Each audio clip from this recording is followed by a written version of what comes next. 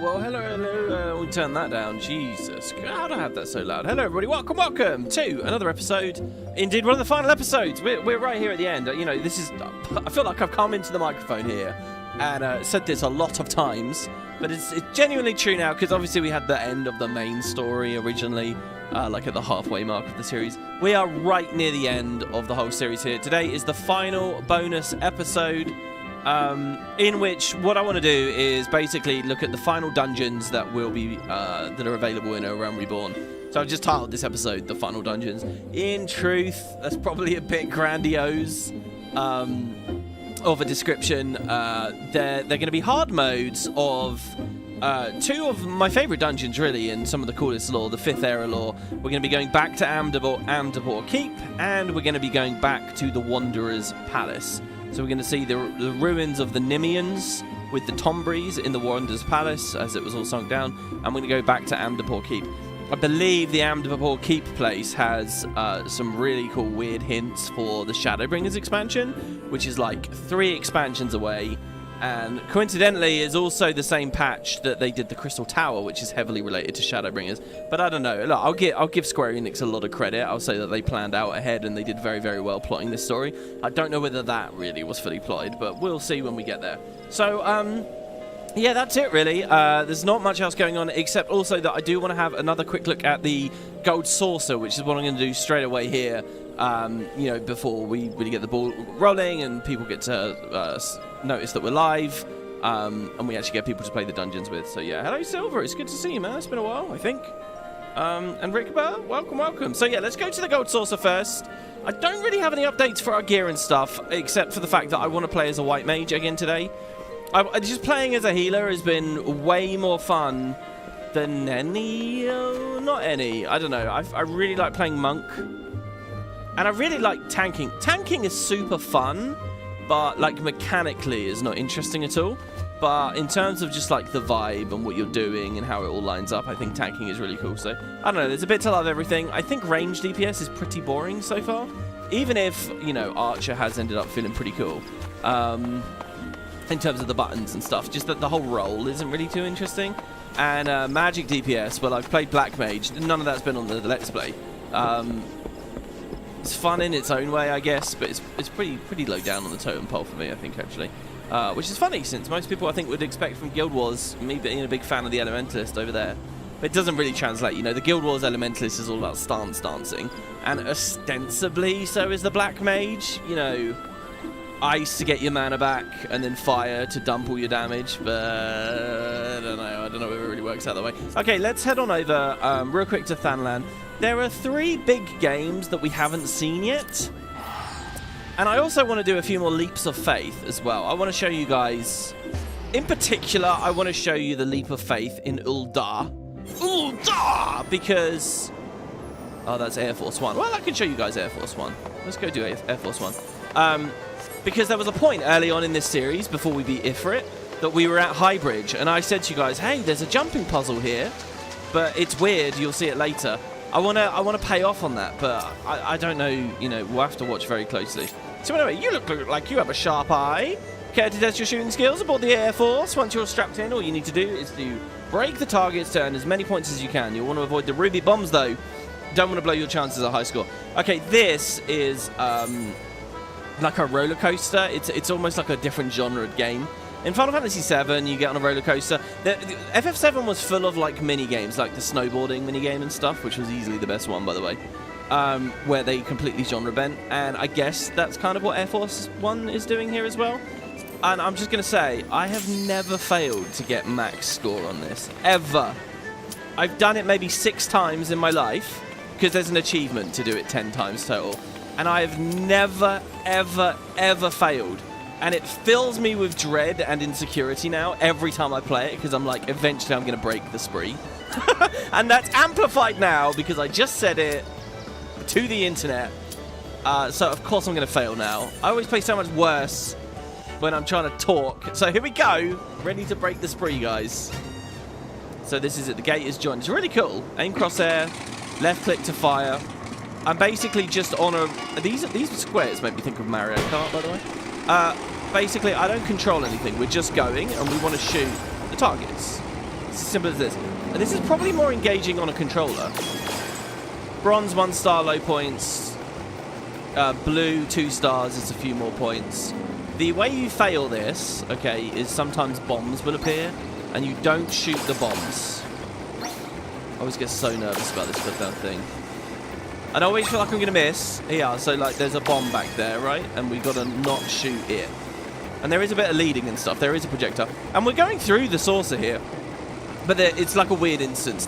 These aren't players, right? They're NPCs hugging each other and stuff. I don't know. There's probably some cool stuff that can catch your eye if you just look around here. I wonder if there's subtle differences in the environment. So there you go. So we don't want to hit these. Now, if you miss a shot, I don't think it really matters. Just don't hit a bomb. So like I fired 1 extra there, which I usually wouldn't do. So far, so good. Get your trigger finger ready. It's time to earn some bonus points. Can't read that. Must click. We missed again there. Okay. I think there's bombs here as well, as you can see. There's gold over there. Get that one. We good so far? Do you know what? They should add Sphere Break to this. I loved Sphere Break from 10-2.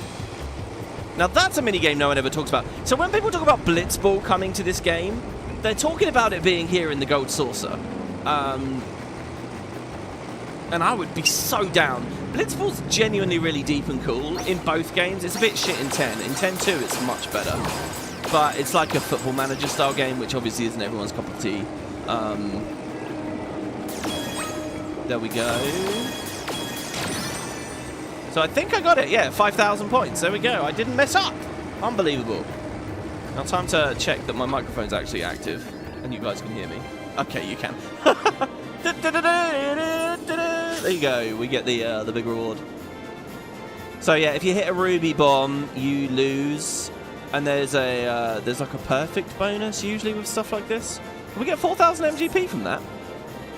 So one thing you'll do when you really start grinding the MGP, you start thinking about these mini games in terms of time spent on them versus reward you get. I don't know, and then there's the risk as well. If you hit a bomb, is it time efficient or whatever? 4,000 MGP for how long was that? 5 minutes is probably okay, but I don't know. I just avoid that a lot. There's another thing, by the way, here. There's loads of different games get played. This one here, you climb up there and you avoid bombs.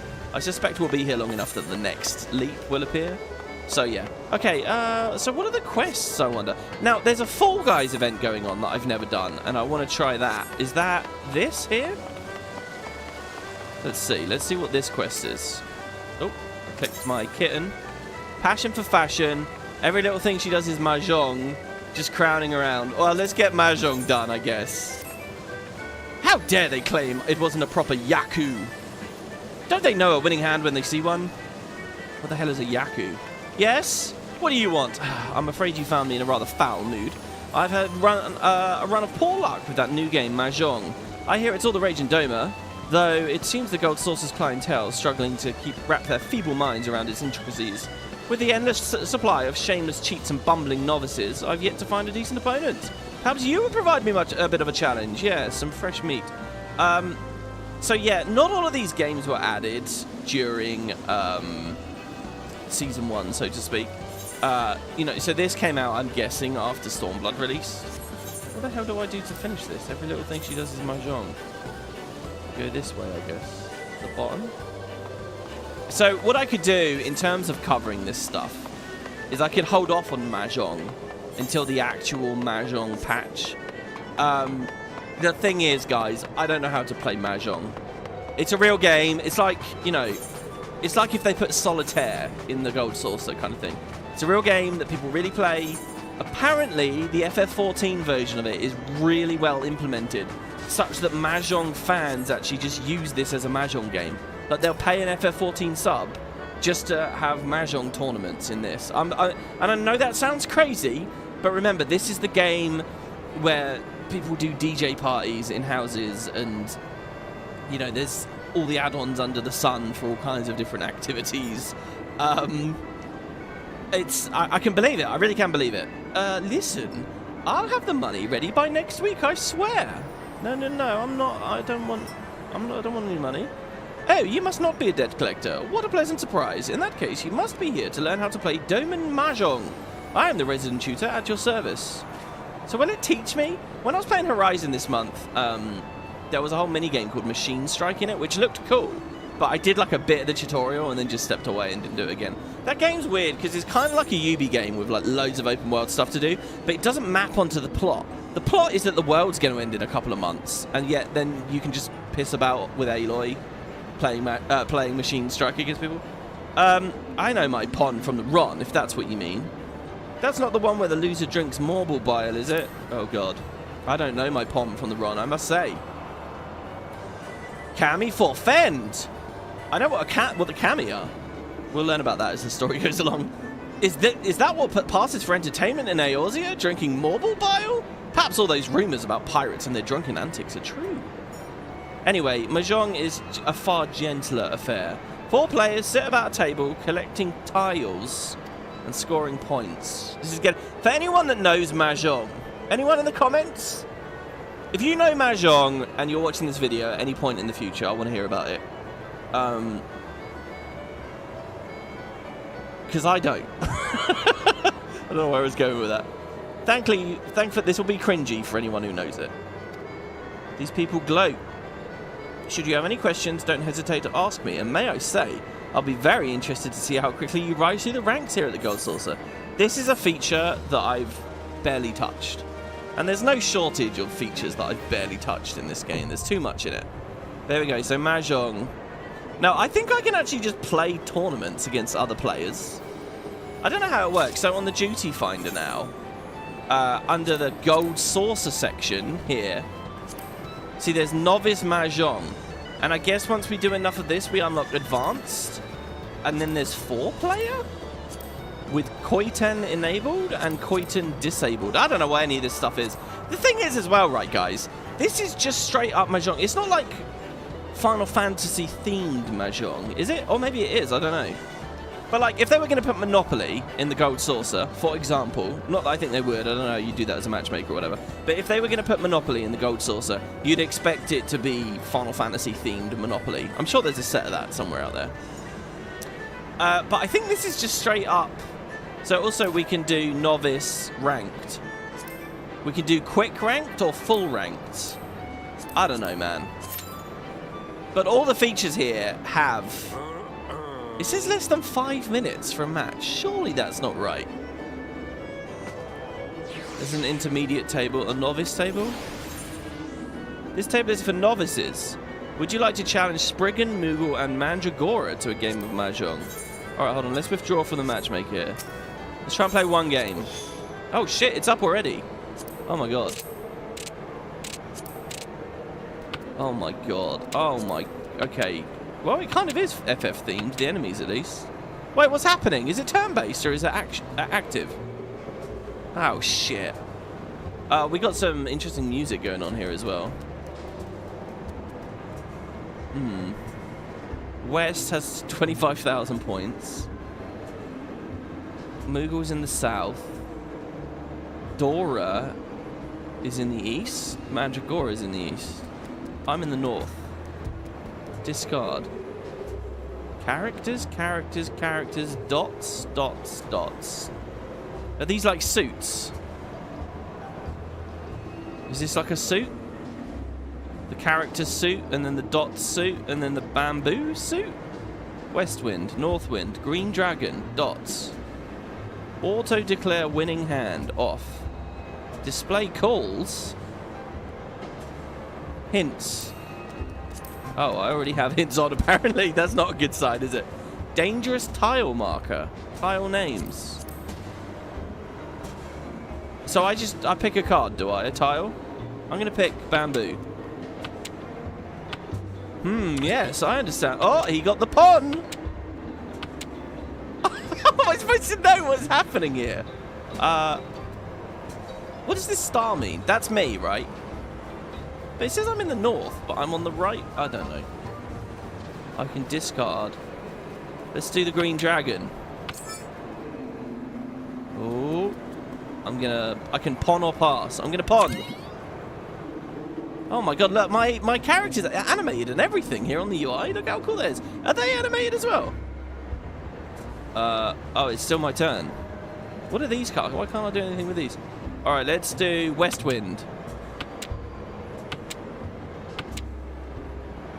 Okay. Let's do Bamboo, 9. The 9 of Bamboo. And then I'm going to do the 6 of Characters.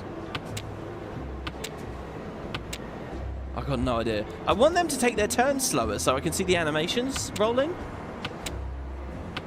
Maybe there aren't animations rolling. Oh, this would be so cool when you're actually a matchmaker because you see everyone's plates. 6 of Characters again. What's going on here? I love the thought that someone's going to watch this and is going to try and teach me the game in one long wall of text. It's just not going to work. Okay, people in the live chat are helping a bit. They are basically suits.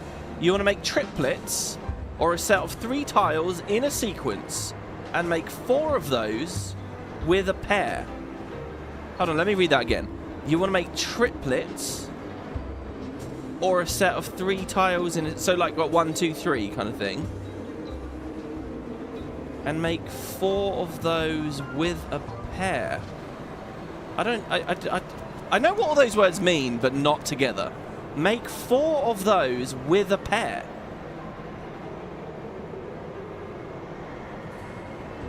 That's how many tiles they have, assuredly. Well, let's just see. Okay, so look. So we got 6. Let's just try and go with the first instruction here.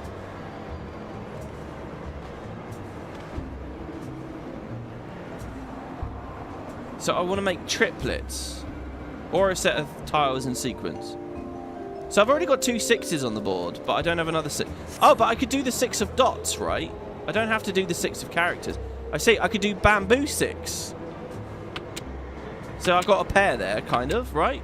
They're both 6s. And then I want the... I don't have another 6. What? Why are they coming out onto the board like this as well? Are they going to start interacting or whatever?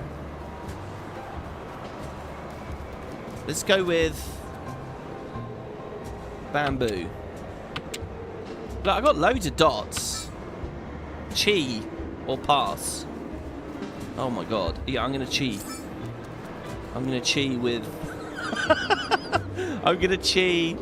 Well, hold on. What do these two have in common? Right, because I can do them both.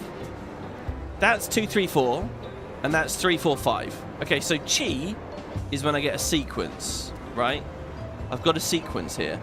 So I'm going to use my chi. I'm going to use my lower chi, the 2, 3, 4, instead of the 3, 4, 5. Pew! That was an ambiguous sound effect. Was it good? I don't know. So what's the north wind then? Is this like having a, is that like a king, a queen, an ace? Can't do another Bamboo. I'll go with the 9 of dots. The tiles in the middle are discards. You're scoring the bottom tiles, which are your hand. So wait, when I pick a thing, it's oh, you mean these around the edge are the discards? Okay. Well, what am I supposed to do? How do I know who to interact with? These ones have got weird icons on them now. Bamboo, dots, and bamboo. Oh no, there was an event on the main stage. Shit, we missed something. It's probably Yojimbo or something. That'll be cool to look at. I'm going to pick this one. What deck are we drawing from? I'll pick it again, I guess. Uh-oh, Richie, Chi. Uh-oh. Oh, these have got red now. Oh, these are like the aggro symbols. They're the taunt symbols from in the other area of the game, right? So that's either really good to click because I get to take aggro, or really bad. Pon. Sumo. Oh, Sumo has been called. Dora versus Uradora. Pinfu, Richie, Menzen, Sumo, Akadora.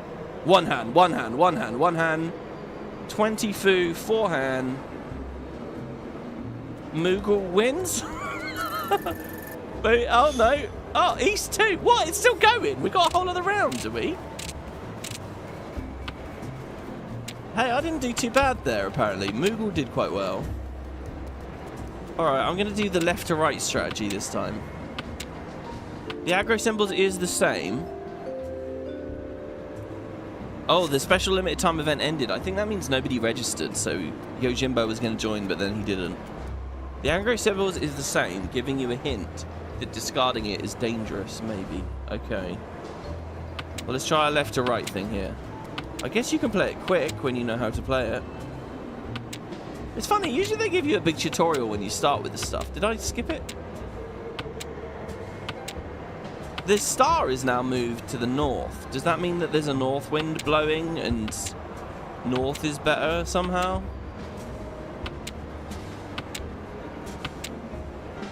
So we're not getting points yet, right? Like, as far as I can see, there's no... Oh, are there? No. The only time that points moved around was at the end of the last round. Oh, Typhon's event is just quick. Oh, yeah. Oh, was it Typhon? Oh, we get to pawn or pass. I guess I'll pass this time. I'm going to hold on to that pawn. It's really important that I hold it. Oh, what's this question mark? Oh. I'm going to chi, though. Chi! Yeah, and with my chi, I'm going to bamboo, too. The 2 of bamboo. Because it had the red flashing. I can chi again. I think it, Trema has a little, like, speech bubble when that happens. Uh-oh, here's a Ron. What does the numbers in the middle mean? 23? We're all just on one hand. Win with a hand that consists of straight and a pair that does not use Yaku tiles. Oh, so the game is, at the end of the round, have some good stuff with you. How many rounds are there here? I was just going to do a quick showcase. We didn't do well that time, guys. We're getting battered now. We're... Oh, no, mind you, Moogle's struggling. You think 7.1 is including a new Mahjong tutorial as a part of the first update? Yeah, it's funny. 7.1 is on the cusp of coming out right around with this Janthir Wilds update. And, it's really interesting to see, like... Oh, my God, what did I just play? Oh, the One of Dots. What even is it? A Mandragora, maybe, that they're being represented by? Yeah, it's interesting. There's so much that seems to be coming with 7.1. There's the apartment thing, the Hall of the Novice. I swear I read something really interesting. Chi. There we go. Of course, the Final Fantasy community has waited slightly longer than the Guild Wars community. Because Janthir Wilds came out about a month after Dawn Trail. There was about a 1 month delay between the two. Yeah, their first patches are aligned, so this is a cool example of ArenaNet going quicker. Not that we actually even have a trailer or an announcement or a date for the Janthir Wilds patch yet, but I'm assuming next Tuesday. I mean, surely, right, guys? As soon as Tuesday comes around, there'll be a trailer, and then a week later, I'd expect to see something. Well, there we go. So that's Mahjong. I hope you feel that I've done... Oh my God, no, it's still going! Hold on, do we do each... Is it 4 rounds, one of the wins? I'm sure you'll all agree, guys. You know, I put a lot of effort into my work. There's a lot of pride. A lot of prep. You know, I don't just sit there and play games. I really try to figure out what I'm doing. Try and give you the trivia and the extra background details. Give you a real show, you know. You come away from it thinking, well, I didn't know that. Oh, I have a little bit of extra context now. I'm glad that WP didn't just sit there and try and bumble his way through.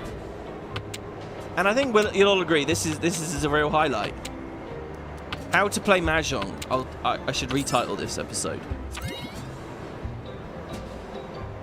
This is what the internet was made for. Oh, look at that double pawn. Double pawn! Oh my God! I can't believe it. I'm going to change strategy. We're going to go from right to left this time. And I'm sure you guys will agree that by holding all this bamboo in my hand at the end, I will end up coming out the victor. Oh my God, someone's been eliminated. No, they haven't. I was going to say Mandragora has been eliminated. If I figure this out right, and as a Dome and Mahjong expert, I'm sure I have. I will not come in last place here. There we go. Let's play the dots. Is the board? Oh, we got a chi. Oh, we're gonna hold on to that bamboo. We don't want to drop the bamboo. This question mark here, by the way. Oh, I can pawn or chi or pass. Oh my god. Okay. I'm thinking that going with the chi is the right move here. Oh my god, and out of the chis, I've got a choice. Which chi should I go? 3, 4, and 5? Or 4, 5, and we're going to go for the big chi there. Oh.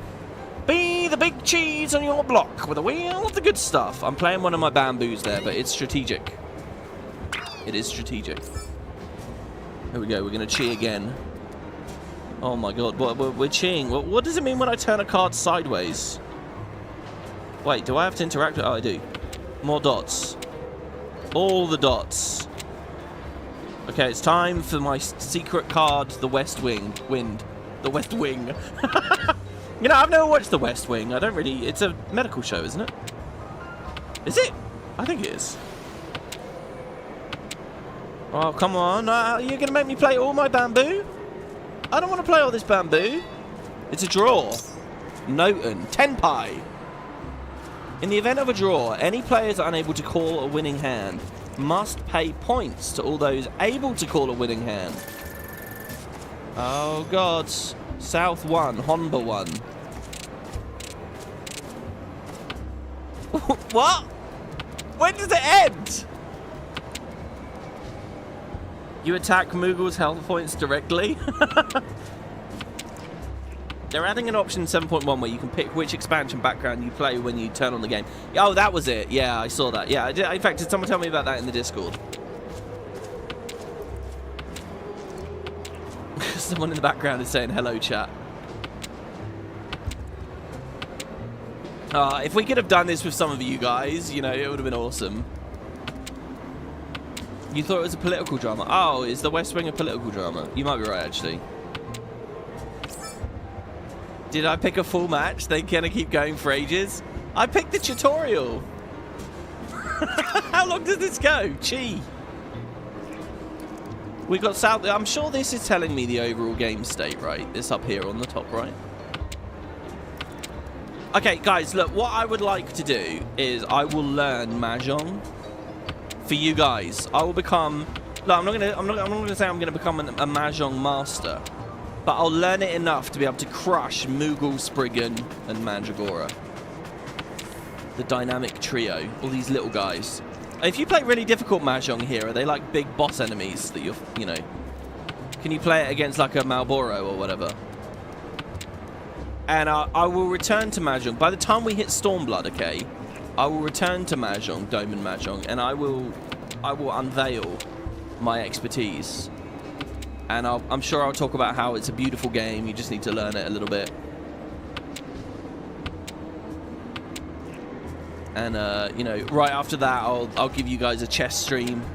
I'll show you how to win a Rook and King endgame. In the event of a draw, we attack. Oh, no. Oh, I don't know how long it's going to go. If you get extra hands utilizing the Dora, then you'll get extra points. Utilizing the Dora. I just reminded you of Green Wing. What the hell's Green Wing? Do you think there's 8 rounds in the normal game, or it will end early if someone gets less than 0 points? Oh god, that could be me at this point. What should I aim for, really? You guys got some generic advice for me? Like, hold on to your dots. Always play the taunt cards. There you go. I'm putting down the red dragon.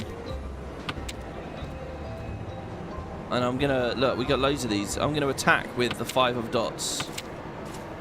See, why has this card gone red? Run! Oh.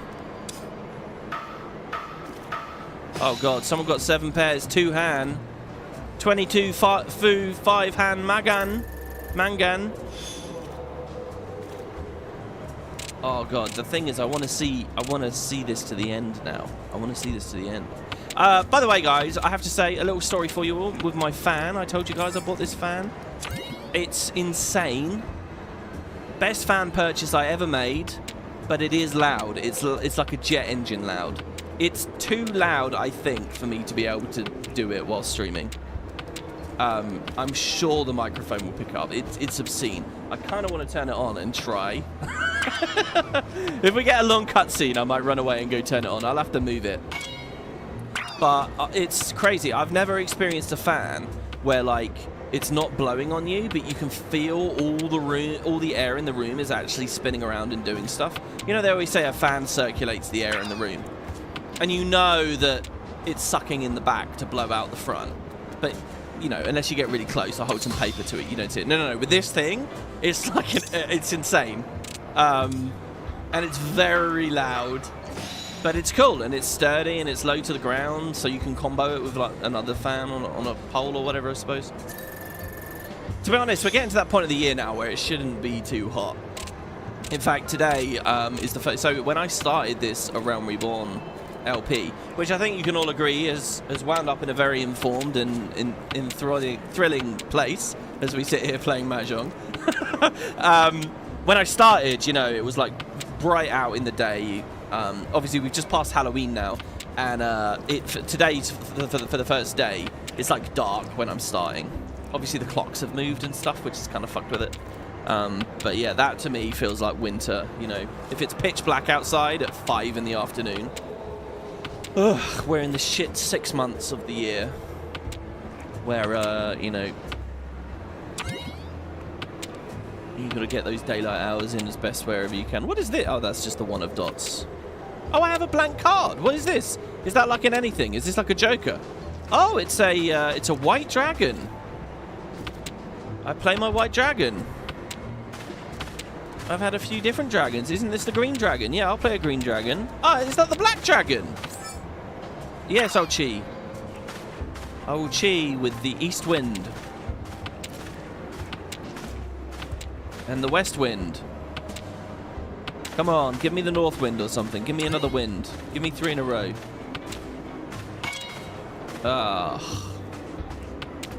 What's this bar mean? There's like a star, there's a bar. Oh god, we're not doing well, guys. We only have 8,000 points. He's on 31,000. What kind of a horrible game is this? You can't just randomly click and expect to do well. Oh. Oh my god. Oh, there we go. It's over. Oh. We didn't do very well. Are they going to continue playing? Is that just that I got eliminated, so they continue along? So, Mandragora got 60,000 points. Spriggan got 30,000. Moogle got 12,000. I got minus 4,000. I may as well have not sat down. I've ended with less than I started. That's not MGP, is it? I'm not about to lose that MGP. Oh. I'm devastated. I don't know how my ego will... So who is it we fight at the advanced table? Would they just rock my shit immediately? You fight the Tombury, the Behemoth, and the Morble. It is that! That's awesome. Who's in the middle? This is a Chocobo, a Bomb, and a Cactar. Oh, that's cool.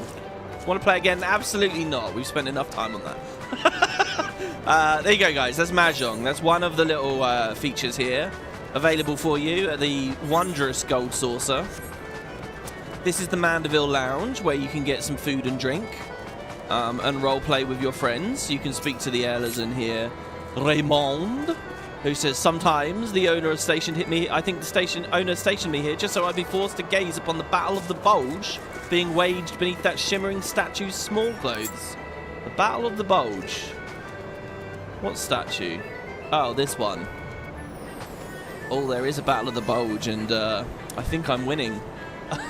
That's Godbert. He like owns this place, and we'll see him in the Hildebrand story. You get the giant cacti there, and you might think that's just for show, that spinny thing, but again, that's another one of the gates, which at the moment none seem to be up, so that's a thing. But we'll keep our eye out. Let me just see, did I actually attune to the Wonder Square over here? Of course, in a video game, we can't actually, you know, if this was a real theme park, I'd probably be quite interested to see what, you know, food and drink they've got for sale. But we don't actually get to enjoy that here. Smell-o-vision is not a thing. Futurama predicted it in the year 3000. But we, you know, we've still got 900 years to go, 970 years, more than 976 years to go for that. So, hopefully. Next gate is in 12 minutes, or 3? Oh, I don't know. Right, so here's a really cool game. Triple Triad. So this is the Triple Triad square. Again, I don't know whether this was here in A Realm Reborn. But this is my shit. I know how to play this one. Well, aren't you a handsome one? Welcome to the Card Square, home of the Triple Triad tables. What's Triple Triad, you ask? Well, only the mind-bending, pulse-pounding, maddeningly Moorish game that's been taking the realm by storm. But don't take my word for it. Behold! Can you not feel the tension in the air? Form a hand of 5 cards and play the role of a play the role of a field general, sending your bravest into battle. Should you wish to learn the rules and experience the excitement for yourself, you need only ask. Start today, and we'll throw in some complimentary cards to help you on your way. So, do you guys know about this in the live chat or in the comments? I assume they've sold some IRL Triple Triad cards.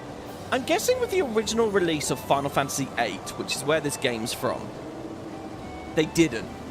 Because merch might not have been such a big thing then, but also, you know, that was the 90s era, PS1, where it was like every year you had another major release. Even if they were big, fat JRPGs, it was like FF7, FF8, FF9, and then a new console, you know, like, everything went blindingly fast. I don't know how much time they would have lingered on it to have sold original FF8 Triple Triad cards.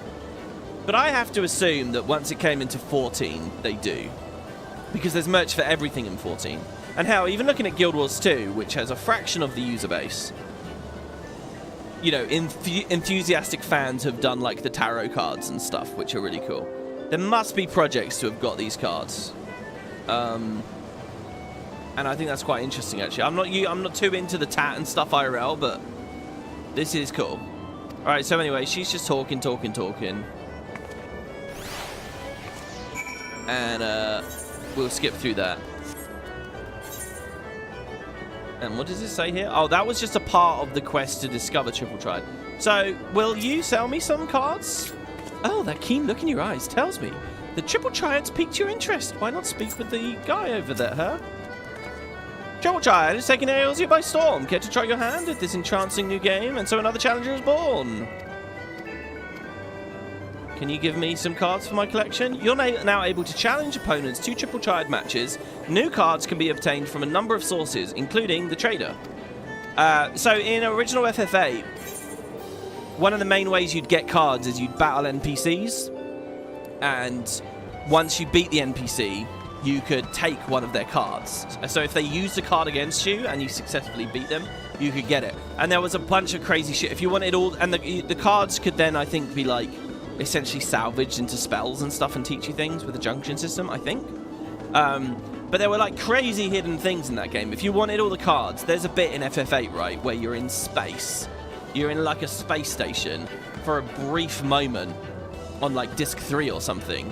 And only while you're in space for this brief moment, you have to like go into a side room with an NPC that you wouldn't know that you can really speak to, or you might have never tried. And instead of speaking to them normally, you have to challenge them to a Triple Triad match. And it's only with that NPC you can get like one of the rare cards. And all the cards are like named after various characters. So that might be like the Renoa card or the Edda card or some shit, I don't know. The Quistis card.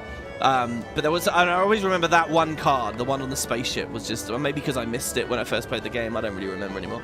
But yeah, cards have star ratings as well, depending on how strong they are. So they're giving us some 1-star cards here. We get the Dodo, we get the Sabatender, we get the Bomb, we get the Mandragora, we get the Curl. And you might think, well, these are all shit. Well, not really. There's so many rule sets to Triple Triad. Like, there's one called Reverse, I think it is. Where low numbers are better than big numbers. So suddenly all the shitty cards are amazing. So what you can do is, over here at the Gold Saucer menu, we now have... Oh, we don't have a card list. Oh.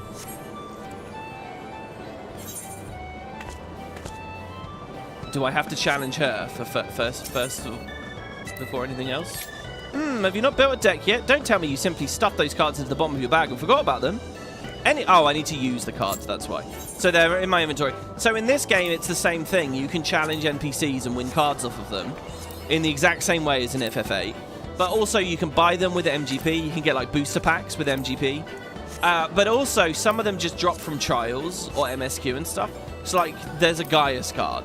And it's very rarely drops from doing Praetorian, for example. So, on my main, I have a bunch of cards just from doing various roulettes and stuff. But a lot of them are exclusive to challenging NPCs, not just here at the Gold Saucer, across the entire game world. This icon now, this weird square card icon, that will be everywhere. We'll go to Uldar, we'll go out in the open world. Suddenly, it's just like how in 8 you could press square on people to challenge them, even though they were regular NPCs. Well, it's like that now in this game. A ton of NPCs that we didn't know we could interact with before. You now have this extra layer that you can challenge them to triple triad matches. It's amazing. They really went all out. They fully filled it in. And this is one of the reasons why I would love to see them do Blitzball, because they would go the whole way with it. They would do it as a full-on like management sim. And again, I think they should do Blitzball like 10-2's Blitzball. Only one half played, 5-minute rounds, much snappier, quicker, flowing animations. 10-2's Blitzball was awesome. And to put that, the problem with Blitzball in both 10 and 10-2 is they're kind of really big, long, tedious mini-games to go through.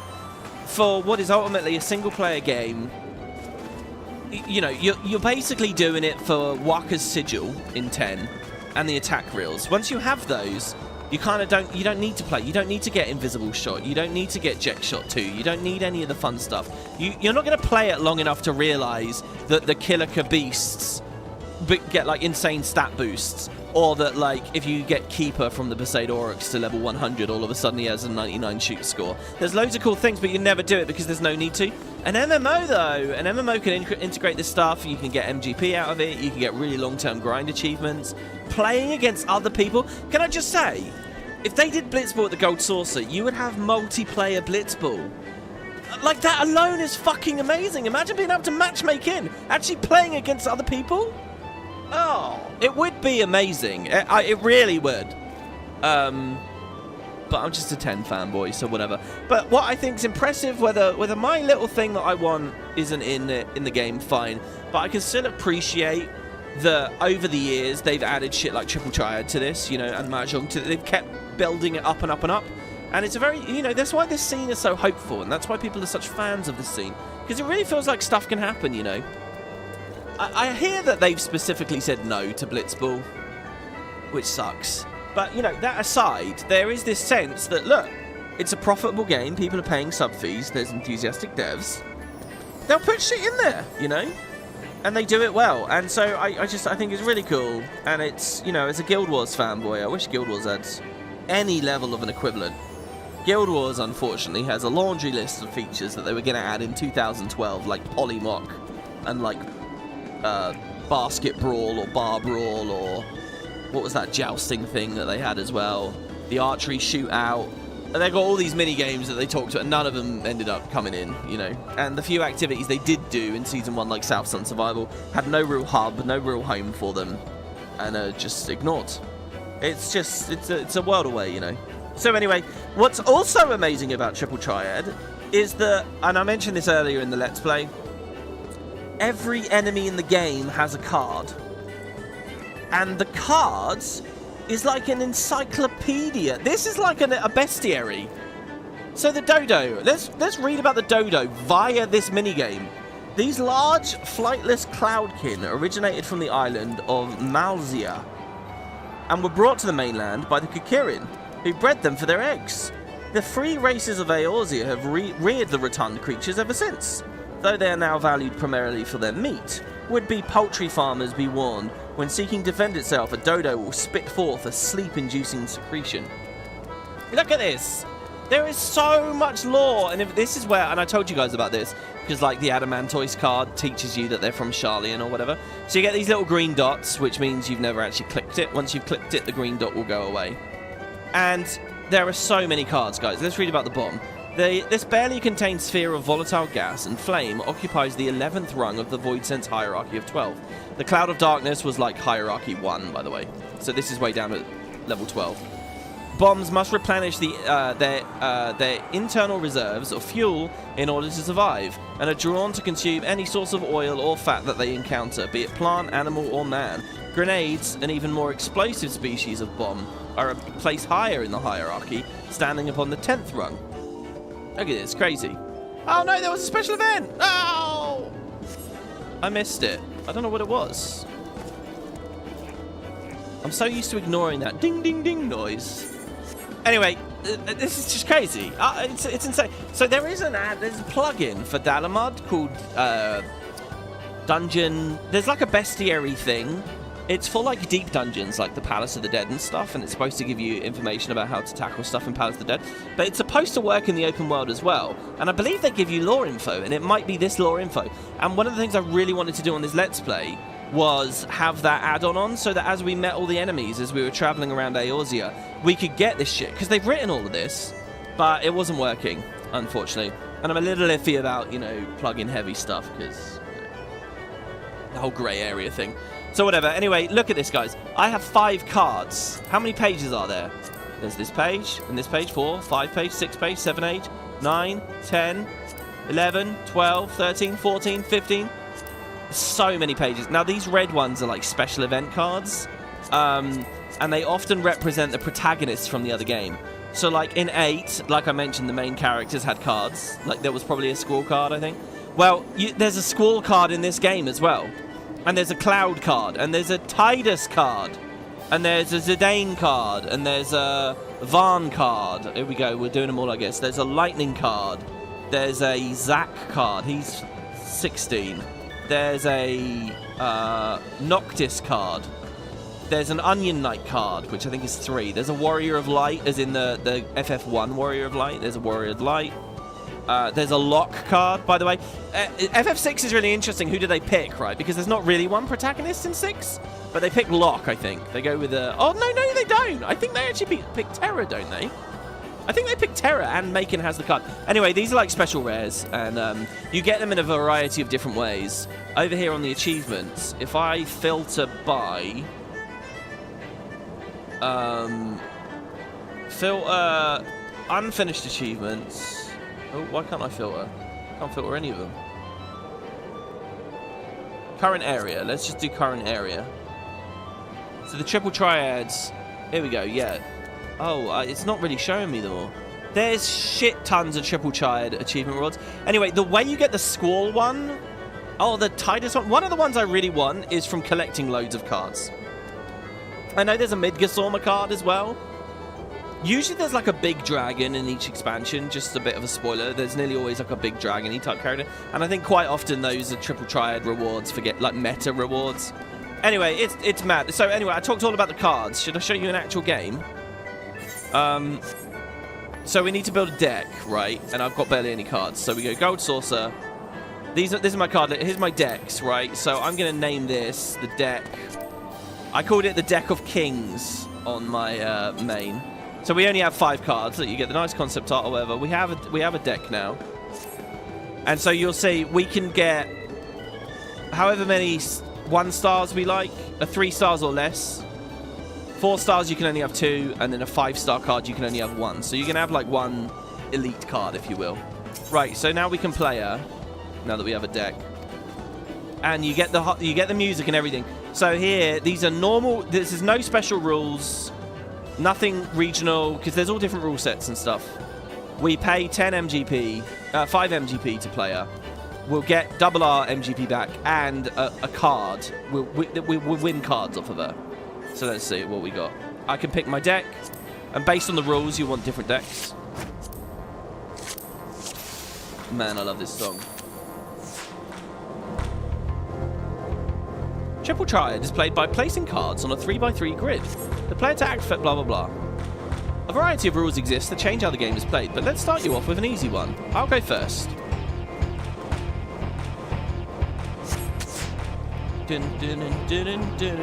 So she played Chocobo, right? So what I want to do, so a card can be either red or blue, and we can flip it by attacking it. So it's only got a 1 on this side, so if I play any kind of number that's bigger than a 1 next to it, so the dodo, for example, has a 2, so the 2 on the right will match with the 1 on the left. The best way to describe this is to do it through demonstration. See, that 2 just attacked the Chocobo's 1, and it beat it because 2 is a bigger number. So we flipped the Chocobo, so that's now my Chocobo, so it's blue. So what we want is we're going to put all the cards in all the slots, and at the end, we want it to be that we have more blues than she has reds. That's it, that's the whole game. But it's a little bit more complicated. So here, what do I want to do? Here, what I'm going to do is I'm going to play the Tombury here. No. Oh, shit, that's her Tombury. How long have I got to talk about this? I don't know if this is like bullet chest. Do I get 100 seconds for the whole match? We can't really attack the Mandragora. It's got a 5. I don't have any high numbers on top. We can attack with the bomb, but then we're vulnerable on this side. Because the bomb's not very strong. And he'll probably put the pudding there. So what I'm going to do, actually, is I'm going to do the curl there. The curl had the 5, which flips the Mandragora, and defends really high with the 5 on that side. So we're good there. Now, he's got a 4 that can attack on the bottom and a 3 that can attack on the bottom, which is not high enough to beat my Sabatender here. So I can flip the Tombury. To be honest, he should have played something in that corner there. So we can never attack this one. That pudding will always be hers. So the question is, she has a Spriggan, right? When she puts that Spriggan here, the Spriggan won't flip the Mandragora because it's 2 into 5. It won't flip the Chocobo because it's 4 into 7. It won't flip the Sabatender because it's 4 into 4. It needs to be higher. Matching doesn't matter. So if he puts that Spriggan here, it will do nothing. So I want to force him to put the Spriggan here. So I'm just going to put any odd thing in the bottom left. Because the Spriggan would have been able to attack the Tombury. So there you go. So it ended, and I had more points. I had more cards of my colour at the end. And there you go. So we won. I don't know. What did we win? I don't know. I'll play again. So all open, by the way. I think what the all open rule set means I can see all of her cards and she can see all of my cards. So you can strategize based on what she's got.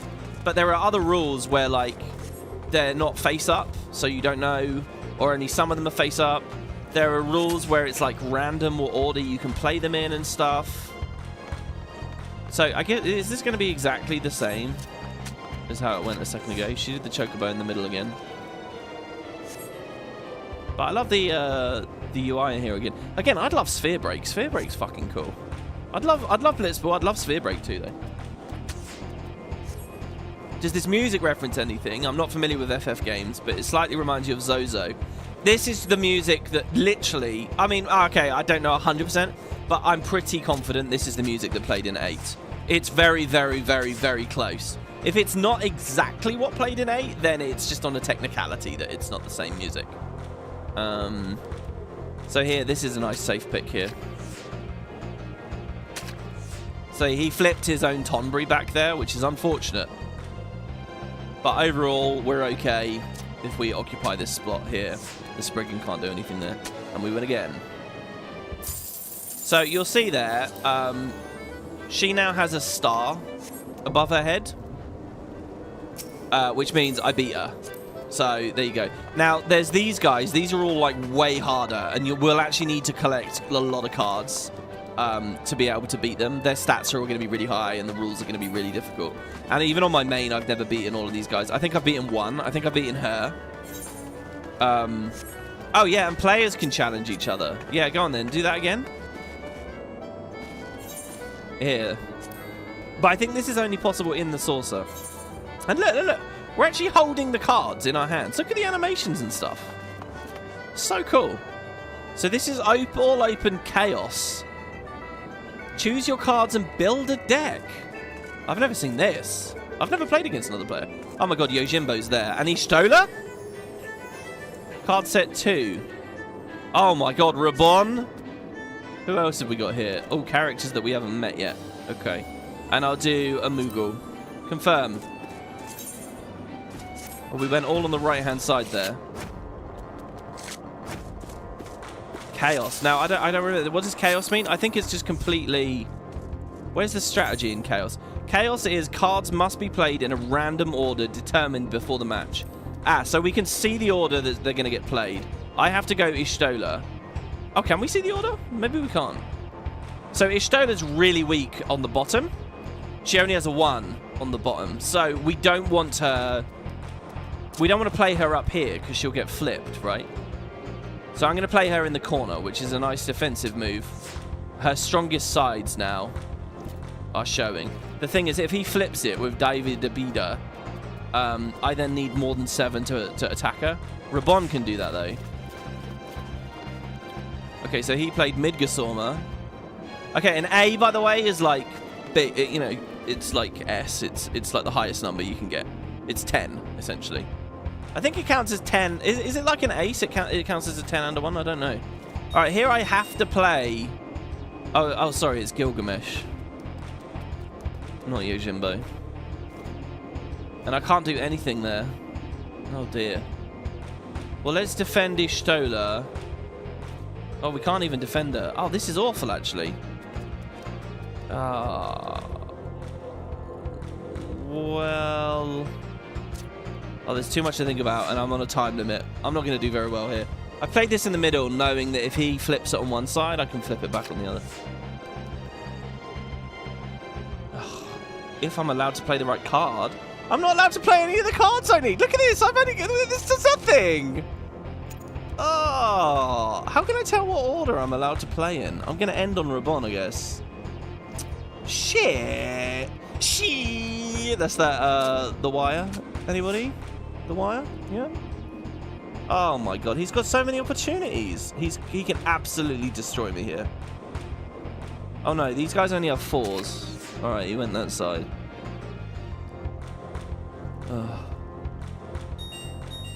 Oh god, yeah, I'm running out. I'm running out of time. Yeah, go. Why is my timer still running out? I'm going to run out of time here. How am I out of time? He's got so much. Alright, and then we just play Moogle there. Yeah, he won. Damn. Well, there you go. That's what it's like playing with another player. Random play is really cruel. Yeah, there seems to be less strategy the more chaotic it is. But, you know, the whole game, there's people we can play the cards with now. You can also, over here, at the prize claim, just with generic triple triad rewards. Oh, sorry, not that. There's this trader here. You can sell any duplicate cards you get for doing roulettes. So, for example, in the World of Darkness, in the last episode, you can get cards from that. And in fact, my advice to you guys is when you do an alliance raid, always greed those cards, always, because you can just sell them. There's MGP for doing alliance raids. It's pretty cool. So, like, I very often sell the Cloud of Darkness and stuff like that. But yeah, then you can buy cards from this as well. So you can just buy some straight-up cards, like basic ones. And then there's loads in the list here. It just keeps on going and going and going. Some of them cost so much. So this Cloud card costs $1 million. Okay, all right, here we go. Back to the logout screen. I've been wanting to do this for ages. So we're finally going to have the moment. I'm going to take you over to Maechen. I'm going to show you my card collection. I forgot that I wanted to do this, really. So here's Maechen in his cowboy hat. Hooey! Rustle on up some... I never know how to end that sentence. There's a snake in my boots. I don't know. So Maechen has got a hell of a card collection. And I've slowly been working through that list at that vendor and gathering MGP for the past 2 years, knowing, in anticipation of right now, really, of today, knowing I wanted to buy them on screen, so I'm going to do it right here. Rustle me up some grub. I want to squeeze the phrase cattle ranch into that sentence, but I never really know how. Oh, here I am at my house, by the way. It looks no different. But I did enter it just to reset the timer because I was scared I was going to lose it. Which I don't know why, because it's not been very long since we bought it. But yeah, I was a little bit worried about that. All right, let's step back in here. Look at that absolutely fantastic hat. Get ready for some Hrothgar on Hrothgar action. All right, so here is Maechen's card collection. All right. Now, basically, anything you can get from a roulette that I have unlocked, and things you can buy, I basically have done. What I haven't done is go and challenge all the NPCs around the world. I wanted to do that on video at some point.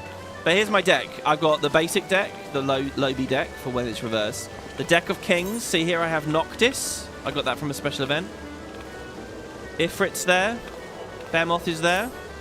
Some stuff I shouldn't probably mouse over. But here, check this out. These are all my cards, right? I got the whole first page except this. I have to play a guy in Eastern Thanland for this. A guy called Helmheart. I don't know what the card is, but I have to go visit him and do a few matches, and eventually it will... which is just like how it was played on the PlayStation 1. You'd find the NPC, you do a few until eventually they show you this card. I don't know what it is. This magic mystery card on page 1. But here's my progress. I got all these on page 2. And then basically it's going by expansion. So the only non-spoilery ones I can really do here. Look, Mother Mioen that we started the game with. Momodi at the Quicksands. Succubus. Here's Tataru. And look, deepest in the desert of my heart, a lonely flower blooms, yearning for the heavens above to quench my thirst for you. There you go, that's that song again. Lovely. The Sahagin, and it will probably say a bit about his transfer of the Echo, maybe? No, it doesn't. But yeah, so as we go along, it gets spoilery, so I can't really click too many. Here's the guy that owns the Gold Saucer, though. There's Livia. May she rest in peace. I don't know if there's a Nero card. Titan. Garuda. Good King Mogulmog the 12th. Raya Osena. So I got a bunch of people. Gilgamesh and Enkidu. You haven't seen them yet. They're in the Hildebrand story. Geralt, he's the legendary crafting guy. The Ultima Weapon, a relic of the Third Astral Era. The Ultima Weapon is a feat of Allagan technology, the same technology which saw the reach of the Allagan Empire extend to the four corners of Hydaelyn upon rediscovery of the mechanical juggernaut buried deep beneath the lands just beyond Alamigo. The 14th Legion of the Imperial Garlean Army refitted it to serve as a countermeasure against the ever-growing primal threat. So yeah, and I will stop clicking them now. But I got, you know, a good little dosage of different cards here. Now, when we get to the very last page... Now, these are, like, nearly all empty, right? Because a lot of these are Endwalker things now. Like, look at this. This is surely all Endwalker Dawn Trail. But here, I have the Warrior of Light from FF1. I don't have the card from FF2. I don't know who that is. The Onion Knight from FF3. Who would this be? I played 4. Cecil, isn't that his name, maybe? Can't remember. 5, I know literally nothing about 5, except a little bit of trivia I gave in the 6 LP. But yeah, look, it's Terra. They say Terra is the main character here, Terra. It's nice. The thing is, nearly all the protagonists across this entire franchise were always men. Until like the 13th game, and it was a big thing. So I think when they looked back at 6, they were like, alright, let's say it's Terra. This would be Cloud. Then Squall.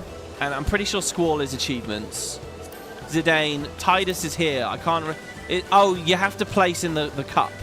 The Rowena Cup Classic. Place in the top rankings. So to get Tidus, you got to win the tournament. Acquisition for this is Comite. I don't know what that is. You win this one in the Wheel of Fortune. Place in top rankings for that as well. And yeah, like Clive, this is FF16, guys. 16 only came out a few months ago. And they already have the Clive card. And I have it, apparently. And these are all really strong cards. They're all 5 stars. So Cloud is the one I want to bring your attention to, though. Cloud, obviously, with FF7 Remake and all that. Cloud's acquisition is just a bomb of MGP. They all have special things for each of the protagonists. Cloud's special thing is to spend a shit ton of MGP. So here, look, I actually have some duplicates there, like the Ultima Weapon. Probably from doing the Extreme with you guys. So here, check it out. So Maechen already has the Chocobo, the Oppo, the Moogle, the Mossling, the Stormblood Tataru, Adamantoise, Chapuli, Nude Sood, Gold Saucer Attendant, which basically is a sexy lady, Godbert, Roland, I've already bought. And look at the prices. The prices are going up. 1,500, 5,000, 4,000. So I got all of these until... Okay, Flamin. I've never bought Flamin. She costs 20,000 MGP. So let's grab Flamin. Nice. Welcome to the team, Flamin. There's an Elidibus card. Ooh, I would read the lore on that, but I'm a little nervous about spoilers on that. So there's an Elidibus card. Giggy. Giggy costs 90,000 MGP all on his own. 90,000. I don't even know what Giggy is. The Senior Sabatender. I think that's the giant, like, cactar mascot. 20,000? Sorry, 200,000 for a single card. Anyway, so what is the most expensive card? Let's look here. Ready? As we scroll, as we scroll, as we scroll, as we scroll. The most expensive is Cloud. That's Cloud's special thing. He's ludicrously pricey. A legendary card, 1 million MGP. Now, I've been gathering MGP on Maechen for ages. I only have 1,099,000 as it stands. And there are like a lot of crazy mounts and things in this game that cost millions as well. So this is a huge chunk of change to get Cloud. The Giggy is from the Goldsmith's questline. Ah, there you go. See, I haven't played that. Giggy's from 9. Oh, is it also from 9? Actually, you don't need to win in the tournaments. You just got to get enough points to win the Platinum and hope Titus. Oh, yeah. Okay, so that's the other thing. They will sell you booster packs down here. See? This is a bronze booster pack. It can obtain any of 15 low rarity cards. I already have all of them. A silver booster pack, I have 11 out of 14. A gold booster pack, I have 10 out of 15. Mithril, I have 4 of the 9 that can roll. Imperial, I have 3 of the 6. And Dream, I have 3 of the 11. And they're really expensive, the booster packs. I'll buy a booster pack. Here you go, Dream. I was a kid, I did play card stuff as I was growing up. And I've got to say, the feeling of having a booster pack between your fingers is like... You know, you get people that can't quit smoking. And they say just the feeling of having a fag in their hand is like it triggers something in them. It makes them feel addicted or just good to hold it. I think I've never smoked, right? But I think I know what they mean with that. Because I sort of feel that with a booster pack, you know. And even buying one of these in game, I'm like, ooh, a booster pack. How sad is that, you know? How like consumer brain rotted is that? So where is it? Here we go. Dream card ready. So we open the pack. You only get 1 card per pack, by the way. And it was the Hobgoblin card, which apparently I've never had. So there you go. We did actually get lucky with that. It only has 1 star apparently. But there you go. So yeah, all right. So here's what I wanted to do, guys. Oh my god, another special event just ended. I'm gonna buy Cloud. I'm gonna spend 1 million MGP here. Now I have read discussion online. There it is. Oh, all of it's gone. I've been building that up for so long. Bye-bye. I've read a lot of discussion. You might think, oh, he's worth a lot. And he's like, you know, what is the favourite, most recognisable main series FF game of all time? 7 is probably it. I know there's been polls where other games have pipped it to the post sometimes. But especially with the remake, like, multiple generations know 7 now. 7's had so many spin-off games and so much love and attention from Square. I don't know. I feel like Cloud is the kingpin in a way. And so, you might think, okay, he's such a big character, and they charge you for so much for that card. Surely he's got, like, insanely cool stats. And by the way, each time it's just a quote, because how does this really fit into the lore? It doesn't. So they just give you a quote. His quote is, I can't remain trapped in an illusion anymore. But his stats, I've read online, there's been a lot of discussion about it, it's kind of shit. Like, he's too middle of the road. He doesn't have any A's. I don't know, I couldn't paraphrase for you the entire thing, but if you're really interested, you can hit up Google and, you know, ask for opinions on whether Cloud is a good card, and a lot of people say he's just not. He's not good as your legendary slot. So he's definitely not good for the MGP price. But yeah, I believe that's the only way to get him. And so he's famously bad, is what I'm trying to say. If I had Titus, I would use him for sure. I don't. In fact, none of my favourite FFs are here.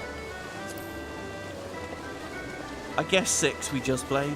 Oh, and 1, the Warrior of Light. See, like, look at the Warrior of Light. He's got 2 A's. 2 A's! You put him in the bottom right corner, he's laughing. Yeah, he has a really weak 2, but just make sure you land him on the right flank of the board and you're alright, you know? Cloud is kind of like a middle hedge kind of card, but it's what you would expect for from a 4-star. But he's your 5-star, so he's just hard to fit in. What is the Warrior of Light's quote? 'Cause I'm pretty sure you don't speak in that game. The light shall never fade. Well, there you go. So, Triple Triad. More of a look at the cards there, really, rather than anything else. Oh, I'm happy to have bought that there. Was there anything else I wanted to show on Maechen? I want to do the Fall Guys thing real bad. Is that actually going on at the moment? It was a couple of days ago. Corner A's is always good. Yeah, exactly, exactly. Look at how strong he is. What if you aren't the first to go? Well, again, it depends on the rule set. Do they see what cards you have? Is it open face? Is it random? Are highs, lows? There's loads of rules, and depending on the region that you're playing, the NPC, it changes it up. So it's not that there's not like one unambiguously perfect card. And in fact, if you do read up like strats and guides about 14's Triple Triad online, you get 5 decks, right? And really, there are meta ways to approach the game. But what it is it's okay. Here's my deck for this rule set. Here's my deck for this rule set. Here's my deck for this rule set. And maybe there's a few like boss NPCs out there that, you know, are really, really difficult in one way or another. You might have special case for. But yeah, so you look lost, honey. Why don't I show you around? I've been dying for some company. Wink, wink. Jesus. Feast your eyes on the Wonder Square from Gripping Games. And can you imagine that?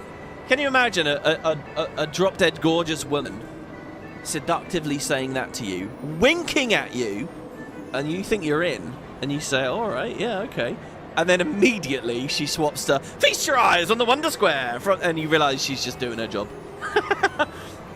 From gripping games and awe-inspiring attractions to the finest of fine dining and the freshest of refreshments. There is no end to the wonders housed within these halls, and let's not forget the most wondrous of them all, El Colosso, as we lovingly call our mammoth cactar mascot, is the star of some of our most popular events. Suffice it to say, you won't want to miss them. Now, I know what you're thinking. With everything going on at the Gold Saucer, how can I ever hope to keep up? But you needn't worry. My fellow gatekeepers and I will always be on hand to see that you don't miss a thing. Well, I've missed a lot of things here. For the continuation of your tour, I've been instructed to direct you to the waiting arms of my colleague Valida at the Cactpot board. She's one of the most popular girls, and once you meet her, I'm sure you'll understand why. Okay. Goodbye. Right, the Cactpot board is over there. So we've seen El Colosso. Just crowning around? Is that what it is, I wonder? I don't know. Sorry, I'm just sitting here staring at the map. I should just put the mini-map on. Leap of Faith is in 5 minutes, someone says in chat. But was that a message from ages ago and I just missed it? There will be, to anyone who's just joining now, there are going to be dungeons, there is going to be normal gameplay and combat, the final dungeon of the game in this episode. I just wanted to round out our tour of the Gold Saucer here. I mean, even this is still just, it's nothing really. We've seen 3 games here, but I mean, Lord of Verminion, the Chocobo Racing, they're so deep, there's so much to do. Here's the lottery. Greetings, handsome. I've been waiting for you. I'm the leader, and I'd like to personally welcome you to Event Square, the most spacious of all the areas of the Gold Saucer. Event Square is a veritable cornucopia of pleasure and delight. Doubtless, the sizable stage in the middle of the square has caught your eye. That is the scene of some of our most sensational attractions, so don't be shy about taking center stage. And after the curtain has fallen, why not try changing your life forever? At the Jumbo Cactpot, all you need is a handful of MGP and a handful of dreams. Just choose 4 numbers and cast your hopes to the heavens. You never know just when Nymea will smile down upon you. I don't know which god that is. Now, as much as I've enjoyed getting to know you, I'm afraid it's time for us to part. The next and final leg of your tour takes you to the round square. You know, this just makes me think of people working at theme parks and stuff. They have to be enthusiastic, they have to be happy, saying the same thing over and over and over. You know, that the repetition, just soul-crushing repetitivity of it. And they've got to do a song and dance every time. Oh, God. Just crowning around is the Fall Guys quest. Okay, cool, cool. Just to be clear, did I play Fall Guys once? I think I might have played Fall Guys 1 round. Ever. It looked cool. And look, I'm a big fan of Takeshi's Castle. Let me just say. So I'm keen on doing it. Are you the first-time visitor I was told to expect? 1,000 welcomes to the Gold Saucer. This is nice. It's like we get this personal touch, you know. It's like I get to roleplay as a billionaire oligarch that's having a tour of a private island. Oh, God, that got a bit Epstein-y there, didn't it? No, I mean, like, you know, not many... It's like Jurassic Park, right? where clearly they're not expecting too many clientele, so everyone gets 100% attention. This is the Round Square. One of my swelling events pits our customers against each other in a challenge to see who can most swiftly scale its heights. Yeah, and they throw bombs at you, and it's a bit ludicrous, really. But there you go. So that's our little tour of the saucer. Our saucy tour. Jesus, WP. Yeah, I don't know. Billionaire private island. Didn't really think of where that was going. Welcome back, honoured guest. I trust that you've come away from the tour with a greater appreciation of all the gold saucer has to offer. Yes, indeed. Thank you for the bow. As a token of our appreciation for your patronage, it is my great pleasure to offer you a complimentary gift from the personal vaults of our esteemed proprietor. Well, knock me down with a Chocobo's tail feather. Is that a new customer I see? Ha-ha! I could hardly have picked a better time to drop in for an impromptu inspection. This is someone called Roland. Oh, is this the fashion report guy? Master Roland! Yes, this gentleman here has but this moment completed his introductory tour. Is that so? Well, then allow me to personally welcome you to the Gold Saucer. I'm Roland, good sir, the fellow entrusted with overseeing the daily affairs of this fine establishment on behalf of our esteemed proprietor, a great man if there ever was one. You are an adventurer, yes, and I think that's Godbert. Aye, your dress and bearing told me as much. I dare say, then, that on your travels you have seen firsthand the difficulties which yet plague our nation, witnessed the struggles of Alamigo's displaced masses, and those whose homes were consumed in the fires of the calamity. And yet, at a time when our leaders should rightly be working together to ease the suffering without, there is instead no end to the fighting within. Yeah, think about Teleji, think about Lolorito. What hope then remains for this once great realm? One man had an answer, Godbert Mandeville. He had a dream of a house of untold wonders that would provide stable employment and lodgings to the displaced, mirth and merriment to the disconsolate, and prosperity and plenty to the Sultanate at large. Too many of our patrons... I love the idea of Nanamo visiting here. They'd probably really clean it up for that, wouldn't they? To many of our patrons, the Gold Saucer is merely Eorzea's foremost entertainment value. A place to forget about their cares for the day. To me, it is one of the founding stones upon which our great realm will be rebuilt. A miracle wrought by the hand of the greatest man I've ever known. Something tells me you understand that which I have told you, that you perchance share a similar dream. But I shall keep you no longer. The Gold Saucer and all its wonders await you, friend. Pray enjoy them to your heart's content. Then we'll meet again. May the spinner's pool be ever kind. You know, I spend a lot of time at the Gold Saucer. You know, I do my little scratch card thingy each day and all that. I do Leap of Faith. I forgot about that Roland character existing. I completely forgot about him. Speaking of Leap of Faith, it's up. The next 7 minutes. Let's see if it's a good map, shall we? I totally forgot he exists. You can't, like, go to his office or anything. So what else is there? There's the stuff downstairs, Verminion and the Chocobos. There's Fashion Report up here as well, which is basically the game encourages you to buy some random gear and you usually look terrible. But there's like a ludicrously diligent person on Reddit that tells you what to wear every week. And it's like 40,000 MGP or maybe even 60,000 MGP. So easily every week. It's the easiest way to get MGP. It's crazy. But it's pretty boring. It's basically just wear some weird stuff. You're supposed to like read hints and figure out how to dye your clothes and what to wear. But you can just look it up online, so whatever. Here we go, this is it. This is the Highbridge one. Look, that is Highbridge. That's where the merchant was standing that was giving us the runaround and stuff. That's where the lookout, the vista was that I was trying to get. And here's the giant statue, but see, it's different now. It's like bigger. And it's like a jumping puzzle. This one's really... I'm going to say this and I'm going to fail really bad. This one's way easier than the other one. Again, it's like semi-random. It's different what you'll get every time you come here. Sometimes, like, the way up is to go along this ramp and stuff. But this is more like a... What do the Americans call it? A jungle gym? It's basically just like a playground where you could just jump to the end straight away, but obviously you want to get all the little cactus. This one's much more forgiving because if you ever fall, well, you never go into a pit of doom or whatever. Oh god, like here I'm falling, but I'm falling right at the start, which is absolutely terrible. Basically, it's just, you know, you're just going up vertically, so worst case scenario, you're only ever a few minutes away from the end. But usually, one of the other platforms nearby will catch you as you're falling.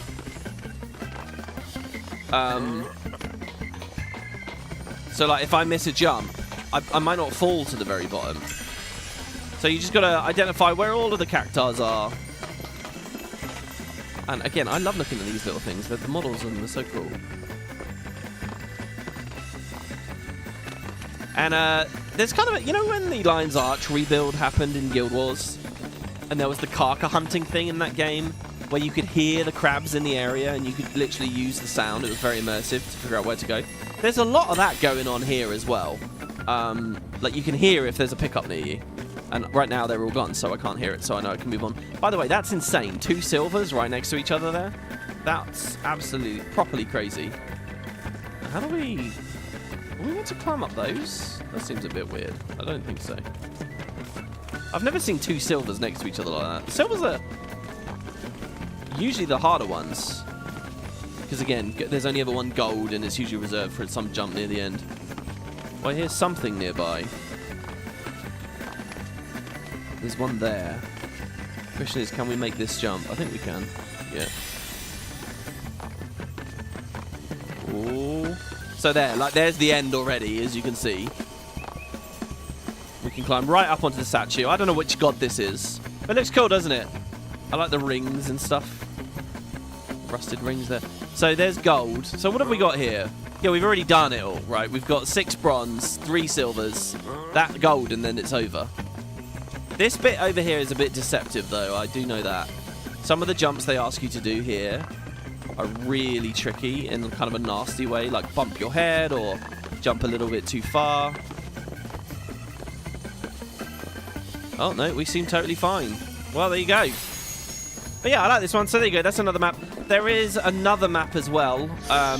It's in the floating city of Nim. It has the best views. It's really cool. I would love to see that at some point.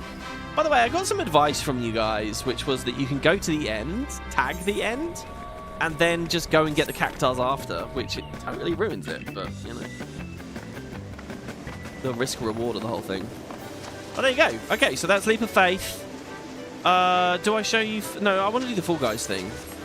So I think the Fall Guys thing is like Leap of Faith, right? I don't know how it works. Let's see. You know, it's just nostalgia talking, but you really miss old Lion's Arch. It just had more charm. It was very... They're very different maps, obviously. One's like open, Disneyland. Well, it's easy to forget about, as always, with stuff like this. When we are nostalgic or whatever, you have to remember, old LA was really fucking laggy and had, like, very long loading screens. Obviously, technology moves forward. SSDs mitigate some of those issues. Did they really need to blow it all up? These are all questions that you're welcome to ask. But yeah, I love old LA as well. But, you know, on the other hand as well, I don't feel like it's totally gone. If you play the personal story, it's still there. You know, in Season 1, for good chunks, it's still there. There's the key now, the old Lion's Arch key. You can get it. You can have it as a hub. What more do you want, right? At a certain point, it becomes, okay, it becomes a game of incentivization. It becomes a question of, okay, what do we want our players doing? Obsessively talking about the very next Living World episode and being annoyed when it doesn't satisfy them, or make a robust RPG that encourages a bit of replayability. I would advocate for the second. But yeah. Okay, so just crowning around. What is this? Oh, we get a weird icon here. It's like a Fall Guys character, isn't it? I'm out of my depth here, by the way. You've always been out of your depth, WP. I don't know what's going to happen. I've never done this. This is all new. It's all new, baby. Excellent. The next show should be commencing in any moment now. Eavesdropping, are we? How very quaint. If you must know, I will soon be making for Blunderville, that I might spectate a few rounds of organised chaos. You have heard of it, yes? No? It shouldn't come as any surprise, but the gold sources, once again, deigned to dream bigger. They now offer a host of precarious obstacle courses, which they refer to as shows, and lavish prizes on those who participate. If you prefer something more thrilling than cards and cactpots, perhaps you might find it to your liking. Speak with a curiously dressed man named Y. He shall guide you to the Blunderville Square. There's a whole... Oh my god. Whoa, what was that? Fanfare. There's a whole new section to the saucer. Oh my god. Oh, I'm really excited about this. Unfortunately, this is not a year-round thing. This is only every now and then it becomes available. I don't know how much stuff is like that in the game. I feel like whenever they do an expansion to the Saucer, it should be permanent. But for this one, it's not. I think you can get these clothes as well. This is one of these things where you can dress your character looking quite modern. This is hilarious, by the way. What the fuck? First of all, the hat with the hands. Second, he looks absolutely terrified or just broken. Or what is this colour scheme that this man's in? He doesn't look happy at all. Greetings, ready to stumble on into Blunderbull Square? Yeah. Sure.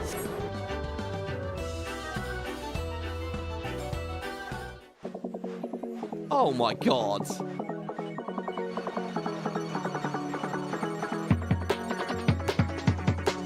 Damn, coffee getting cold. Too much gold saucer chat. Holy fuck, what is this? I haven't played much Fall Guys. I'm assuming this is the music. He looks like a miserable employee. Yeah, unlike all the girls in fishnets, he looks more accurate to what it'd be really like to do this job. Holy shit. He's got a gun trained on him. Oh my god, yeah, wow, we're in a new place. Whoa. Yeah, I remember, I think this collab started right when we got to Endwalker, I think? Or was it last Christmas they did this? It was either last Christmas or the one just before it. Holy shit. Are these players? No, they're... Oh god, is it dead? Is it dead content? Oh my god, what is this little thing? Oh my... See, look at this! Look at all the assets and shit that they make for this stuff. What the hell? Hello? So where am I on the map? Is there a third? Oh, no, it's just like... Hello? WP, we're gonna get a spike crack. No, I've got a bottle today. A bottle of water, so... Unfortunately not. Welcome to Blunderbull Square. The Gold Saucer's second round is square, and I'm known as the Bean Keep. The Bean Keep. Oh, do you play as beans in Fall Guys? Should I do some Fall Guys streams for the background? We'll put this LP on hold. It's my duty to guide newcom challengers to their premiere show. By that glimmer in your eyes, I take it this is your first visit? Trema's fucking face. He looks so angry. Lighten up, dude. Look around you. Ah, as I thought. Never fear, however, for I shall explain all. Blunderbull is a set of battle royale obstacle courses fit for up to 24 challengers. It's an alliance raid. And you, my intrepid friend, you look like our very next one. Challengers are tasked with overcoming 3 particularly tricksy courses and must race ahead of the pack if they wish to qualify for further challenges. Whether you fall flat during the first round or find yourself among the other final few, you're sure to win rewards aplenty. Should you bumble and stumble your way to the last round, then you too have a chance of claiming the coveted crown. It can be quite a lot to take in, so I'll leave the finer details for later. In the meantime, have you any pressing concerns, comments, questions? I can say that the architecture here is certainly unique. Or I can say, what are the strange creatures? Yeah, what are these things? Are they real? Are they just mammoths? What's the idea here? What's the dealio? He's waving at me and I'm refusing to wave back. Trema's took a long time to look at that there. An excellent question indeed. Our diminutive friends here are known as the Beans. Their curious coloration and delightful charms inspired us to construct this very hall, and our shows, of course, with creative abandon. Wow, the music's going for it. Though we know not where they originated from, we believe they discovered these little ones wandering the gold saucer. Their round physiques are reminiscent of legumes, so we eventually came to call them the Beans. Be they void scent or seedkin or something else entirely, they are adorably inquisitive creatures. I love the idea that they're void scent.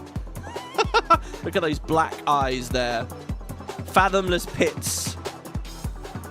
You simply must hear them hoot and holler about the halls. I have no idea what they're attempting to say, mind you, but it all sounds quite precious. It's like little fairy tale creatures that are just wandering around Hogwarts and nobody knows why. On the other hand, you might be surprised to learn that Master Godbert Mandeville, proprietor of the Gold Saucer, was the first to attempt communication with the beans. I'm told they found his hearty laughter and muscular mannerisms most endearing. Well, we've heard a lot of this Godbert fellow, haven't we, guys? But we've not seen the man. We'll stay tuned for that. It is thanks to his efforts we found common ground with them, and in turn they grew comfortable enough to show off their unique proclivities, such as racing through every obstacle that comes their way. They may be a tad clumsy, but the spirit of competition that lies within them is a force to be reckoned with. Master Mandeville was so moved by these displays, he immediately ordered the construction of this whimsical hall that his new friends might have a place to frolic and play with the others. Forgive me, was I rambling? Yeah, I was just thinking that was... Yeah, you kind of already told us that. Well, in any case, that, my good man, is how Blunderville came to be. You're more than welcome to take your shows by yourself, or with an entire alliance of companions, if you wish. Okay, Trema's interested. This guy looks out of breath in the background. This is just wild. It's so colourful. Once you've made your preparations, simply speak with the registrar. Okay, alright, I'm ready. These guys weird, shiny and glowy. Do I get that if I wear these outfits? I believe that covers the basics, but if you have any other burning questions, well, you didn't really cover anything in terms of actually participating. Oh my god. This reminds me a bit of the Monster Hunter collab, with just how much they changed the UI. Blunderville, now accessible. A custom HUD will be displayed in Blunderville. Should you wish to adjust the HUD settings before participating, open the system menu and select HUD layout. Oh, so it's like being in PvP. Oh my god, what is this? Join a show. Awaiting registration. Turn around. Oh my god, what is this? Wait, is this the Hrothgar on a Hrothgar thing you guys were talking about? Why are there so many Hrothgar here? What are they all doing? Is this one of the games, or is this a community thing? What is this? Oh, it's the Voyager Guild. Could I join in if I brought Maechen here? It's weird that Trema's the one doing this. What the fuck, guys? Oh my god. They've got some crazy emotes that are flashbanging the place as well. Oh my god, that thing just said flip. Oh my god, it's so cute! What the hell is that? It's like a penguin and it's got like one leg up. Oh my god, guys. This is like breaking physics. Look at this.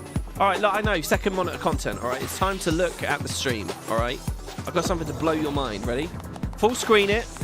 Turn the quality up if you need to, because you might need to notice this. Now let's pay close attention to the feet of this weird little creature, okay? The creature's left foot is in the air, and his right foot is on the floor. Okay, this is going to blow your mind. This is going to be worth it, guys. Ready? His left foot is in the air, his right foot is on the floor. Now, as I move over here... Wait for it. Oh! Whoa. Now it's his right foot in the air and his left on the floor. The feet are swapping, weirdly. Look at that. What an observation. Oh, there you go, that's it. You can all tab again now. That's so weird, though. You even zoomed in with the accessibility zoom. Nice. There, that's why I'm giving you guys all these pixels, you know. Jesus Christ, this Hrothgar thing is bizarre. Right, how do I register? I want to play. Oh my god, I can summon my retainer here. What do you think about this crazy room? I love the thought of the retainer being like, where the fuck am I? Every time you like summon them. You, registrar. Collect MGF and exchange it for prizes. God, that register... Oh my god, the register button made me think I was going to get thrown to a website there and have to input an email or something. Class White Mage. Holy shit, that was an instant pop. What am I getting in for here? Waiting for players. Players, 8 out of 24. Oh no! 1 minute 30 left. Is this going to run out of time? Is it because we're on Ravana? How many Aussies are up? I love the hard lighting here, by the way. The light is amazing. Look how good people's character models are in this game, honestly.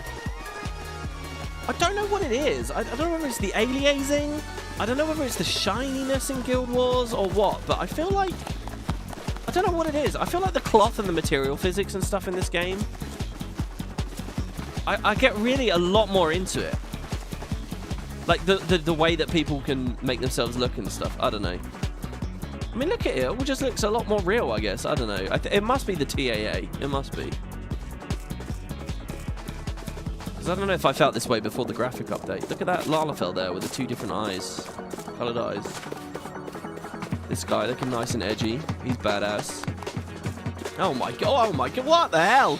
There's Moogles out there. There's Cactar on a floating platform. Some of this stuff I recognise as decorations from outside in the saucer. This is crazy. My frames are so good here as well. Who made Fall Guys? Is Fall Guys a property from Japan? Or was it made in Europe or the States? And Square Enix just became such a fan of it that... Because I kind of love that idea. Alright, in 6, 5, 4... Are we just going to play with 8 people? It's nowhere near as good if you don't have the whole group, is it? We only have 7 people. 5, 4, 3, 2, 1. We only have 7 people. Less than, it just said less than 24 people. Rewards are changed, I think. How to play. Objective. Race. Avoid obstacles. Reach the goal. Stage info. The stage will end when enough challengers have qualified. Oh my god. Wow, this is very faithful to the game, isn't it? Was Fall Guys British? That's awesome. Oh, I'm a huge fan of Fall Guys, guys. Obviously. It's nice to hear a victory for British game development. Oh my god, we're all in our little pens. So I'm racing, right? It's a battle royale. I gotta go. Oh shit, don't some of these things spin? Oh god. Oh god. Okay, I can't sprint. How is it gonna work? This game's got terrible tick rate and stuff, though. What is this? About face. Have received the order to retreat. Oh. So, after a countdown, I was forced to turn around and run away. Oh my god. I assume don't be on these while they're moving. Okay. What do you do 2 at once? Ow. Okay, it's just a little knock. Knock down and then a push into the wall. This is... I mean, they really... I got to applaud them for effort. Oh, shit. Oh, I've been made invincible and been stunned by that. Because this game does not... Physics-based silliness. Oh, shit. Oh, shit. Oh! Uh-oh. Oh, so I go back this way. Oh, my God, you get the swift sprint, just like in PvP. Oh, God. Okay, all right. We've got to be slow. Don't be too intense about this. So I can't stop myself moving. Oh! Okay, and I can't stop myself turning either. Okay.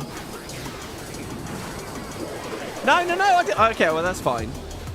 Ah, what? Okay. We gotta be like on the very far left or the very far right.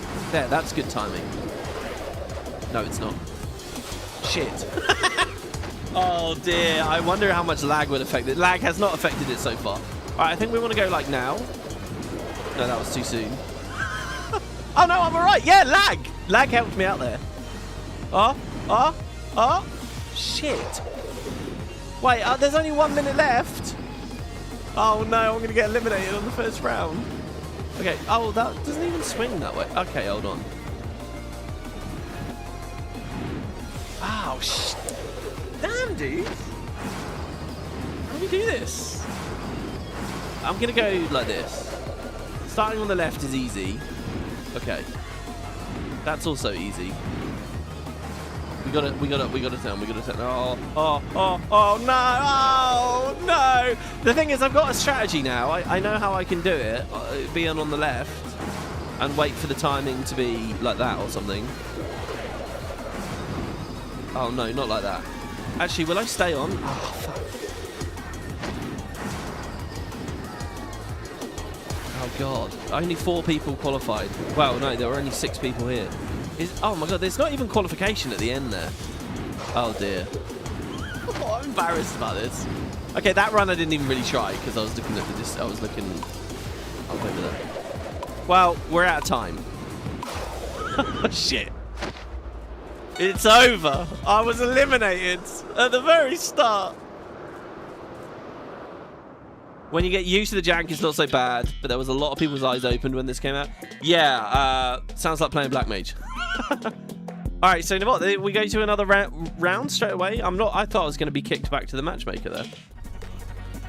Oh no, there you go. I've been eliminated. I may watch the next round or leave the show. Carry the crystals to the current locations. This is the worst obstacle out of all the maps. Oh really? Okay, so I'm not just a complete fool. Because it's random, right? They didn't start me on an easy one. So this is what spectating means. I'm a ghost. So can I kind of play vicariously? Oh my god, what is this? They're all getting balls. Oh wow. Yeah, did I finish my thought earlier? I applaud their enthusiasm to even try and make this work in this game, because this is crazy. And again, a good argument for FF17, guys. The next MMO, the third MMO, 17. Good netcode, think about it. Amazingly, this would work very well in Guild Wars. Guild Wars could pull this off if they had the money and the dev power to do it. But the engine would work. I mean, it'd be a little bit janky in some ways, but think about the wind effects and stuff that they have in Guild Wars. The jump pads, all that kind of shit. The kind of movement you get with mounts. They could do a lot. So here, this guy's trying to deliver these. There you go, he handed one in. There's only 3 players left, I think. Oh, do you need to deliver one of each colour? So this one is like there's wind blowing against them. It's Typhoon! Damn. Some kind of like punching fist here. I think one of the guys in here is in a guild called Zodiac. Or he delivered it to a Zodiac themed thing? I don't know. Why would they have Zodiac themed stuff with the Gold Saucer? The people who made the Gold Saucer don't know anything about all that deep lore, do they? What are the numbers on spectator mode? Good question. 1 didn't do anything. 2 is... I don't know, it put me into a loading screen and then I'm over here. Maybe it's teleporting me to a specific place.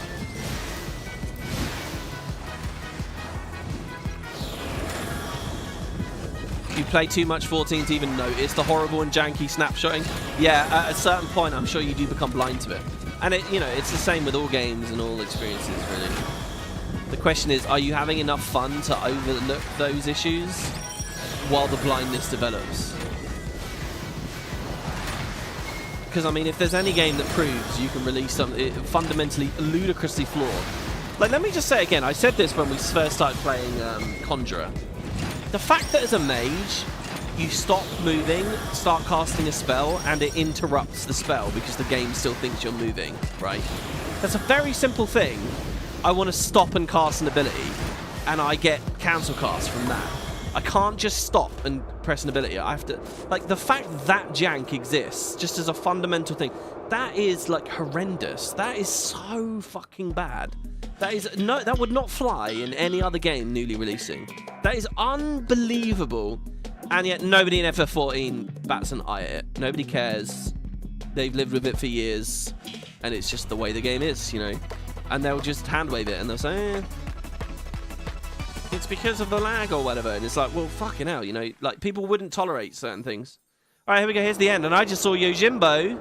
That raises my spirits. GW2 is a downright action game in comparison. Yeah, Guild Wars is in a weird way because it's... They call it like a hybrid system, don't they? It's got... If you can learn the controls and get a lot of muscle memory and go through the motions, Guild Wars 2's combat is fantastic. And a lot of people applaud the Guild Wars combat, but they still don't understand. I think only really good world versus world roamers and PvPers I think they're the only people on the planet that actually understand how good Guild Wars' combat is. Other people will stand there in a stack, pressing like a rotation on VG, and they'll say, "Oh, this is amazing." And it's like, fuck, it's not amazing. There's nothing good about the raiding in that game. Unless it's the mechanics themselves, which you solve once as a puzzle and that's it. You're not really enjoying the combat system in Guild Wars when you're just stacking in one spot and like just spamming buttons in a predetermined order. To truly understand and love the Guild Wars combat and really get why it's amazing, I think you have to play those other modes, and at a high enough level as well. Well, there you go. Congrats to my Nina, who has the amazing outfit as well. From Cerberus, you won. Congratulations. So yeah, Guild Wars has got really good, but I think only a very small fraction of people ever really appreciated it. And it's got so many barriers, you know, too many. But it's got all the issues of hotkey-based combat, and you know, like it's not a great game for controller. And you know, look at the efforts Final Fantasy's had to go to bending over backwards to support controller as much as they did. And Guild Wars, it just doesn't work. There's so many more buttons. There's the dodge button. There's weapon swapping. There's all the profession buttons. There's a lot of shit going on with Guild Wars. FF looks bigger and meatier because you can put like 4 skill bars on screen or whatever, but trust me, it's not. There's a lot of buttons with Guild Wars. Anyway. Yeah, cool stuff. There you go. That's Fall Guys. That's the Fall Guys collab. I'm sure there's a lot of other mini rounds and things. Log in, give it a shot. How do I leave? Through here, just through the gate. Yeah, bye-bye. Amazing. I'll probably play a little bit of that on my own, on my lonesome. So, what else is there? There's Fashion Report. I don't know whether I can really be bothered to show you Fashion Report. I'm sure as we go along, there'll be a patch note where it says Fashion Report is now a thing. Air Force One is up again. I really want to do an event on the main stage. These are really cool. Dodging Yojimbo's things. But I guess let's go downstairs. Open and inviting. I don't know what that is. Let's go downstairs now. How do we do that?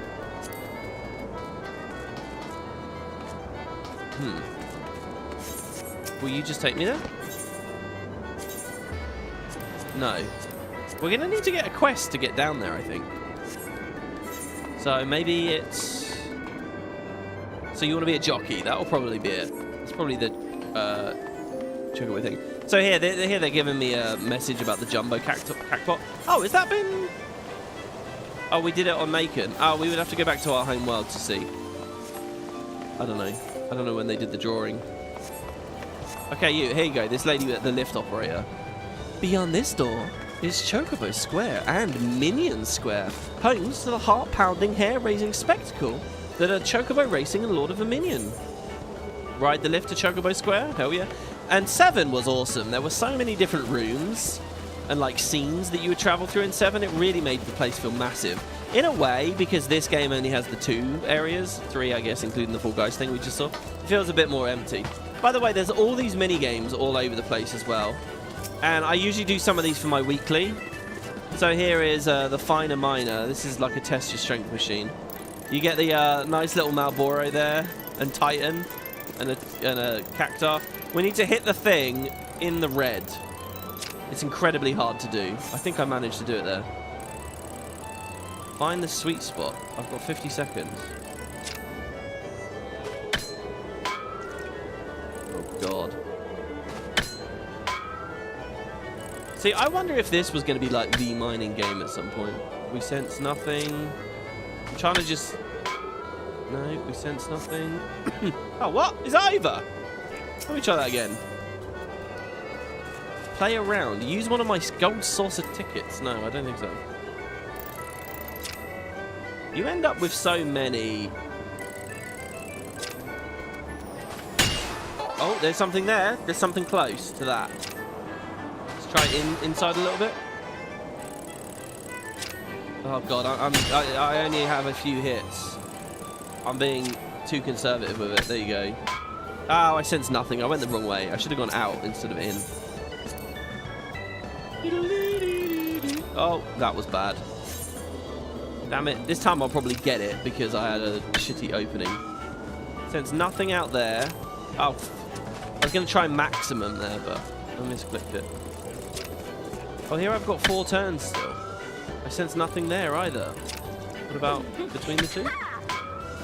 I sense nothing there. Well, where the hell is it then? In the very middle? Aha! Something very close, but that wasn't good enough. Something very close. Oh, screw that game. That's so much harder than the other ones. What's this one? Out on a limb. This will be a wood chopping one, right? It's the same goddamn thing. That axe looks amazing. By the way, as we do it, I guess I'm staring at the UI here, but I'm guessing the actual tree is a thing, isn't it? Yeah, it's the same thing, just slightly rethemed. Nothing there. Oh, that was great, apparently. Oh, that was... I'm not very good at this. There, try there. Oh, come on, very close. Do I want to double down? I may either claim my reward and end the game, or try again to earn an even larger payout. But remember, if you fail, everything is forfeit. Alright, I'll double down. It was around there, right? Something close. Not there. So it's on the inside.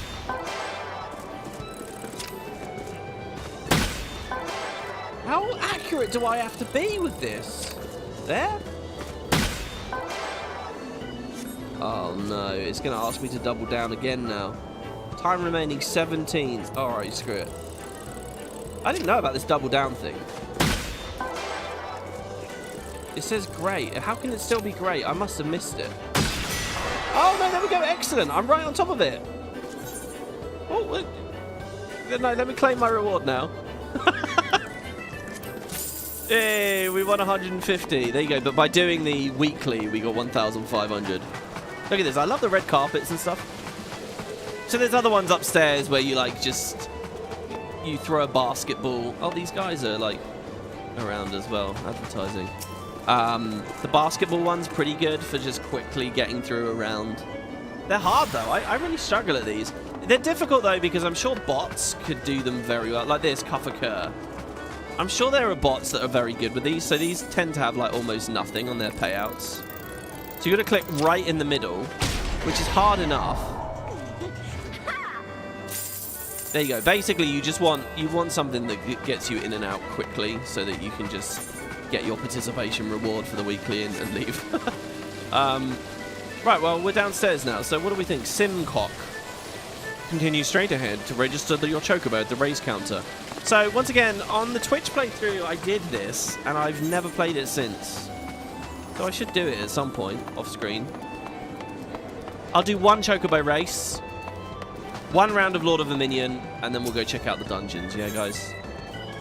So, for those with a need for speed, shuffling forward, step by step at a snail's pace. Imagine the wind in your hair as you cross the finish line. Oh, I don't need to imagine. I've got this fucking epic fan now that genuinely feels like I'm outside in gale force winds, even though I'm inside. It's amazing. Alas, a jockey cannot compete without a steed, a race chocobo to be precise. Mayhap you think to nominate your own personal chocobo? If so, strike the thought from your mind, for only chocobo trained for the task will suffice. But fear not, friend, for it so happens we have a surplus of fledglings in need of new companions. In fact, to any who wish to don the mantle of chocobo jockey, the Amdapoor Gold Saucer will generously gift a rare chocobo. Yeah, so what we have to do, go out to Gridania for that, actually, I think, finally. You return to Bent Branch. Let's see if we can just do Lord Verminion first, then. I might have needed to have collected a quest from someone. But here's the Verminion area. This is like your minions fight, and it's ludicrously complex. So, like, if I just go to my minions... no, it's not there, is it? It's under Gold Saucer. Verminion. Here's my minions that I have, right?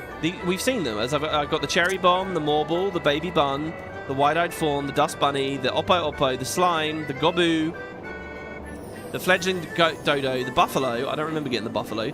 The Gala Kitten, the Koala Joey, the Hunting Hawk, the Midgasoma, the Wind-Up Airship. So the airship was our first, right? But, like, so they've got all their normal behaviors. Will they climb on your shoulders? Will they play with each other? Will they do this? Will they respond to emotes? All that shit. And then they have all these as well. Every time they add a minion into the game, they then have all these. And it's so much so, like, there's how they attack, their abilities, they have HP, speed. It's the game blows my mind. I mean, I don't know, is this a bad Let's Play, just hearing me say the same shit over and over and over? But it's bonkers, right? Let's do it. Let's play the tutorial. Let's go. This is, I remember I did this 2 years ago. I haven't been back. Now, this one's very good for MGP as well, though. Like, as I say, there's like a tournament you can do. Oh my god. And you can get like a lot of MGP from this. I remember this really confused me. Welcome to the Lord of Verminion. In a one-on-one battle, each player fields an army of minions in an attempt to shatter their opponent's Arcana stones. Victory is achieved when all of the opponent's Arcana stones have been destroyed. The brief, this is quite a good song. This is in short pre-battle phase. The minions you select. Let's select a minion. Let's pick our airship. You've successfully selected a minion. He's on the left here now. It'll be placed in my summoning queue. Each minion has a summoning cost. It ranges from 10 to 30 points. As long as the total cost does not exceed the capacity of your summoning gauge.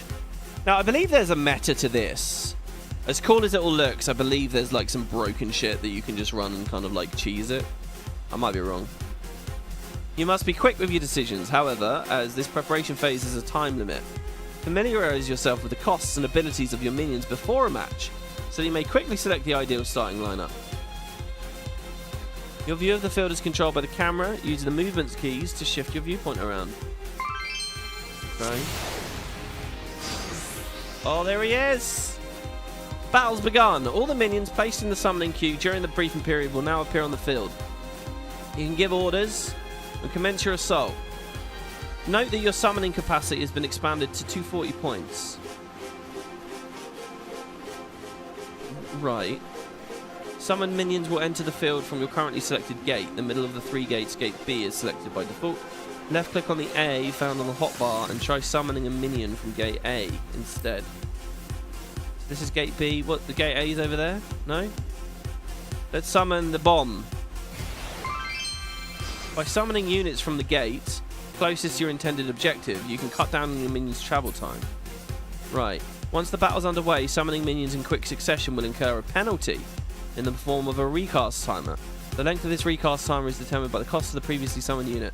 While the recast timer is in effect, subsequent attempts try summoning several minions and see for yourself. Okay. Can I go to gate C? No? I'm going to do loads of dust bunnies. Loads of them. Your summoning queue is now filled with ready minions. A minion will spawn each time the recast ends. Look at all my bunnies I'm going to have. A maximum of 10 minions can be placed in the queue. See, this is so cool, right? Like, you get fucking loads of them. Look at them all. Look at all the bunnies. Oh, it took them away for the next bit of the tutorial. For the next part of the tutorial, a wayward hatchling has volunteered its services to help demonstrate minion movement. To move a minion, you must first select the movement unit. The thing is, guys, does anyone... What kind of... With this, I would get really into this and I'd love it. But the problem is... And this might be from my time with Guild Wars, right? But for me, I can sort of feel it in my chest that if it's broke... How often do they patch this? I guess is what I'm asking. I suppose every new minion that gets added is essentially them patching it, right? But do they do, like, you know, balance patches? Is it like Lord of the Minion? Is there going to be a tweak to this in 7.1 or whatever? Do they have people looking over this map? Because the thing is, I really feel very darkly about, like, getting into areas of a game that the devs don't give a fuck about anymore. Which is kind of how I really felt for a long time with, like, Guild Wars, with the PvP in that game specifically. And I don't know, I feel like this, surely they don't keep a close eye on this. Surely not. I mean, it's cool, I would want to believe in it. And the racing and everything. Mahjong, I assume, doesn't need lots of balance. I'm assuming that's a game that stands the test of time. Right, select your hatchling. Sorry, I kind of glossed over that. Pick the hatchling and move him over here. Go, hatchling. Let's see, he's got this cone because his ability is... Your obedient wayward hatchling is marched to the yellow circle. If they do keep an eye on this... Oh my god, look at them all. Let's select all the minions. Oh my god. If they do keep an eye on this and keep this patch up, I mean, look, this is what a sub fee pays for. Which is amazing, by the way, because this is all free. Again, everything in this Let's Play so far is free. All these games are the gold saucer and everything.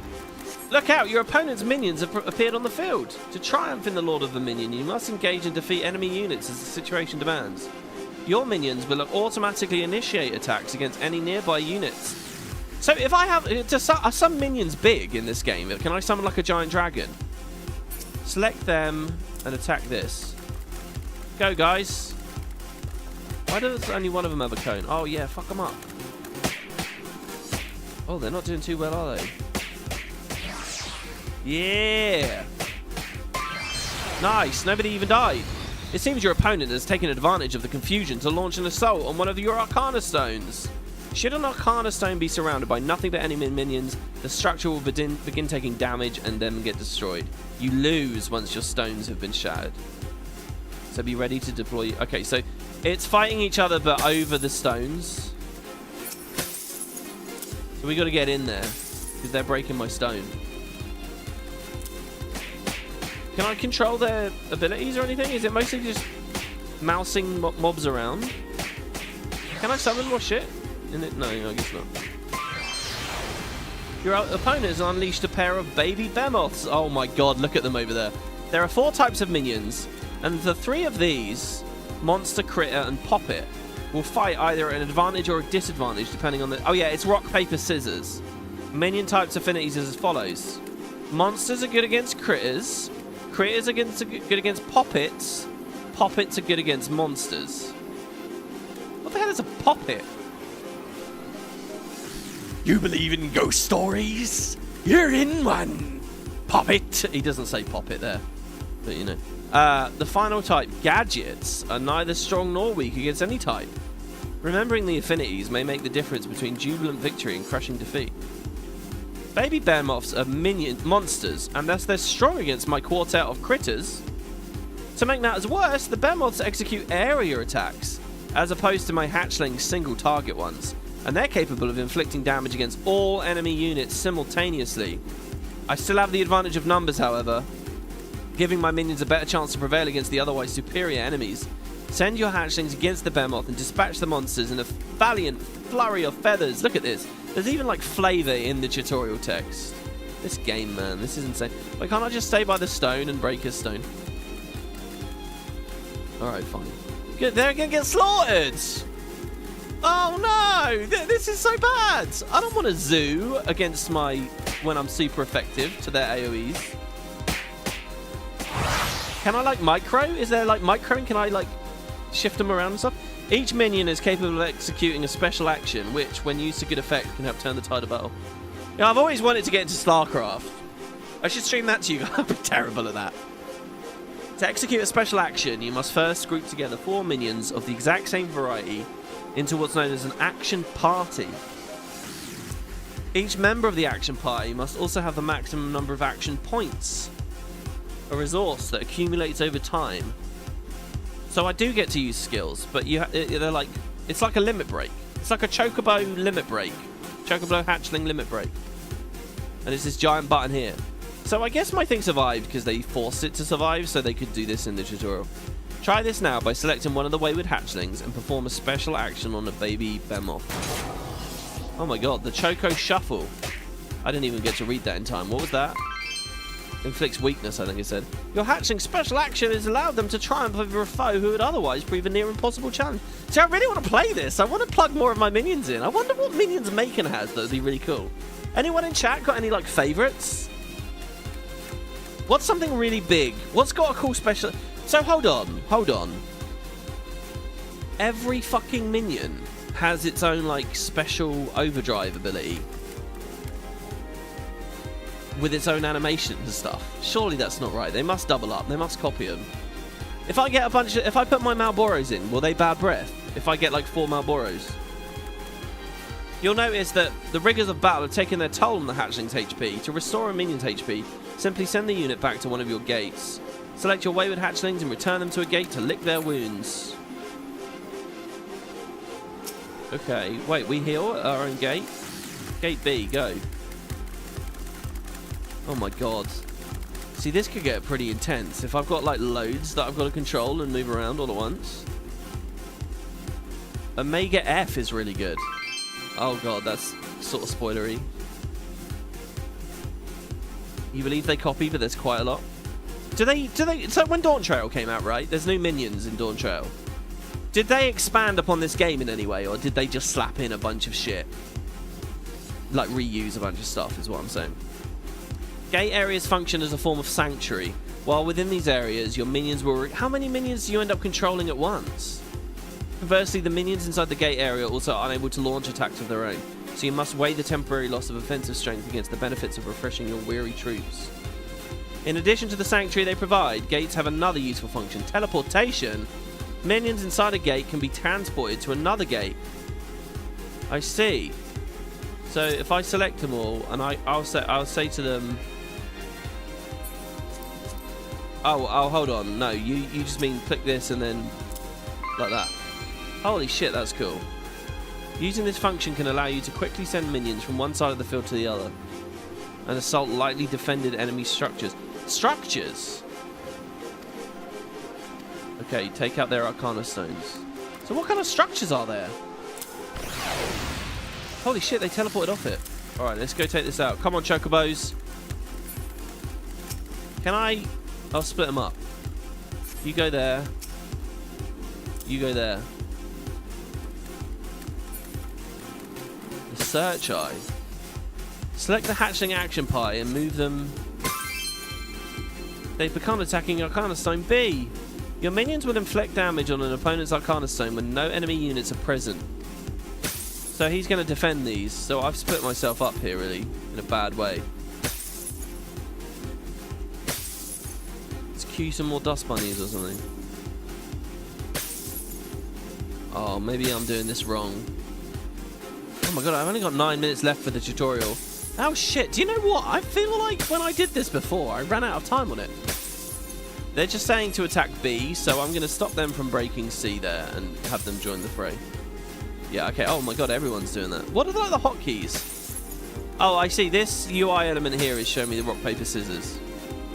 So is it all yellow looking minions? Are the yellow? No, surely it's not that. How do I tell at a glance? Is it the ring around them maybe? The condition of each stone is displayed by the crystal-like icons found at the top of the screen. As a crystal takes damage, the icon will be chipped away. And the total health is represented here. Yeah, do you guys remember when I used to cast some PvP? And a member of the community made an amazing, like, tool which showed, like, the total progress of the match in terms of the health bar. That was fucking awesome. I still have that. Each variety of a minion is attributed with certain strengths unrelated to their type affinity. These strengths allow a minion to be particularly effective. Right. For example, the Mammoth 01 is naturally strong against Arcana Stones, allowing it to inflict greater damage to those structures. Watch how much more quickly the Arcana Stone is depleted by the Mammoths. Okay. Come on, guys, get in there. Holy shit.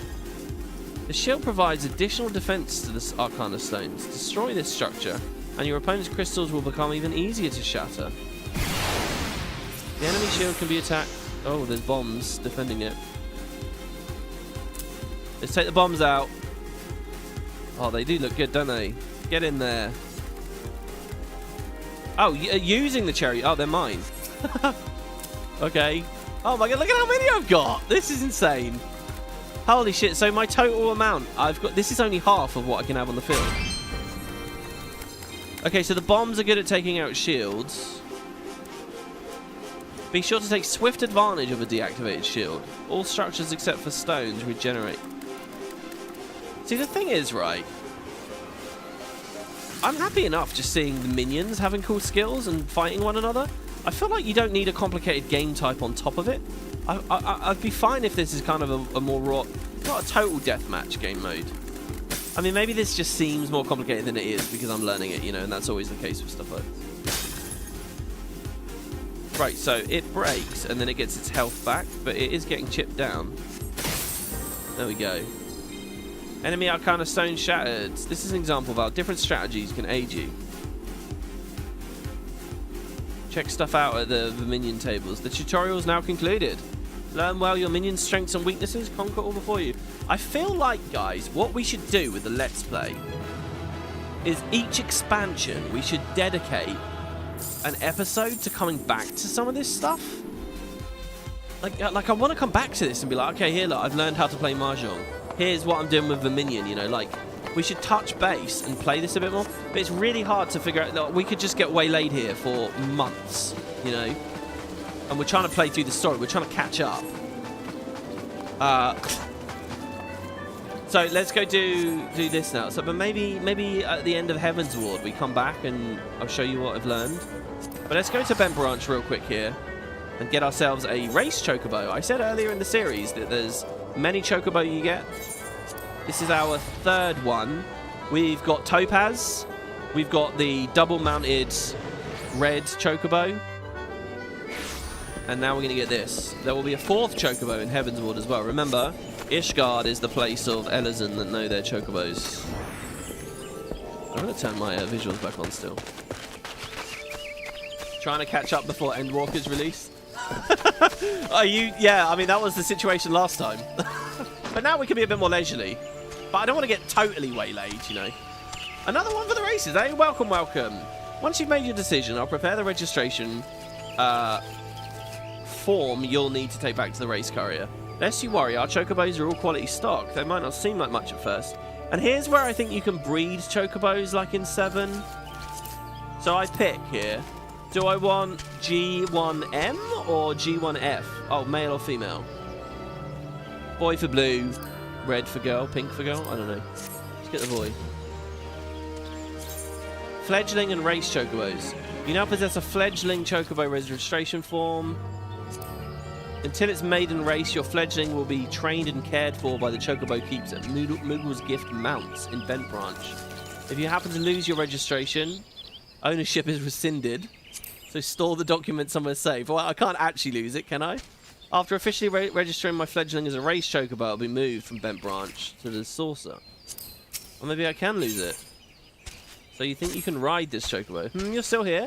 I reckon you'd have run off by now, being eager to try your hand at the races and whatnot. Well, in case you've forgotten, I'll reiterate. You need to deliver that form to the race counter in the gold saucer. Only then will you be allowed to enter. Okay. Why this is split into multiple quests, I have no idea. But yeah, this might be it for Bent Branch, guys. Just saying, this is it. How far we have come. What a beautiful place. Very nostalgic. All I wanted to do for large swathes of this LP was just walk cinematically and ambiently through this area of the world.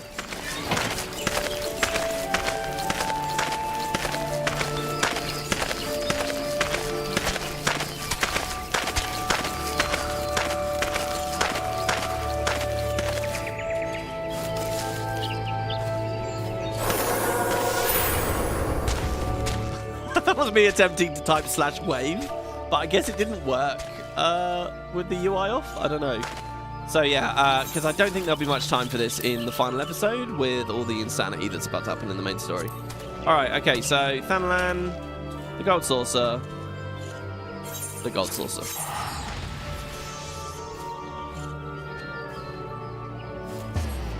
Did I end up doing the post-Moogles? Not yet, no. I have a plan for all these things. So don't worry, but no, we haven't done that just yet. Stay tuned. Right, back downstairs to Chocobo Square. 2.0 areas are getting updated environment graphics on Tuesday. What do you mean they're getting updated? They've already been updated, haven't they? They're getting updated again? In what way? What's happening with 7.1 for the environments? Our promising new jockey returns, bearing his fledgling Chocobo's registration form, I trust. But of course, one so keen to join the ranks of honoured champions would not be so foolish as to misplace an essential documentation. Our race Chocobo trainer is responsible for registering new fledglings. Present your form to her. Okay, and she bows to us. And when that final bureaucratic hurdle hath been surmounted, return to me and I shall arrange your debut race. Okay. Yeah, let's get in there. Come on. You posted a pic on Discord? On Discord? Wow, really? Okay, wait. So what? You want me to... I've got to train it, right? So here's my registration for my first ever Chocobo. Choose a name for your Chocobo. You may select, well, oh yeah, this is how they did it in a lot of the old FFs. So you got to pick, well, I remember Pokemon doing this. So I'm going to call him, this is, actually Pokemon does it just like this, doesn't it? I'm going to call him Quake. No, not Salt and... Whoa, no. Weather. A Quake isn't really the weather, is it? But I'm going to call him Quake.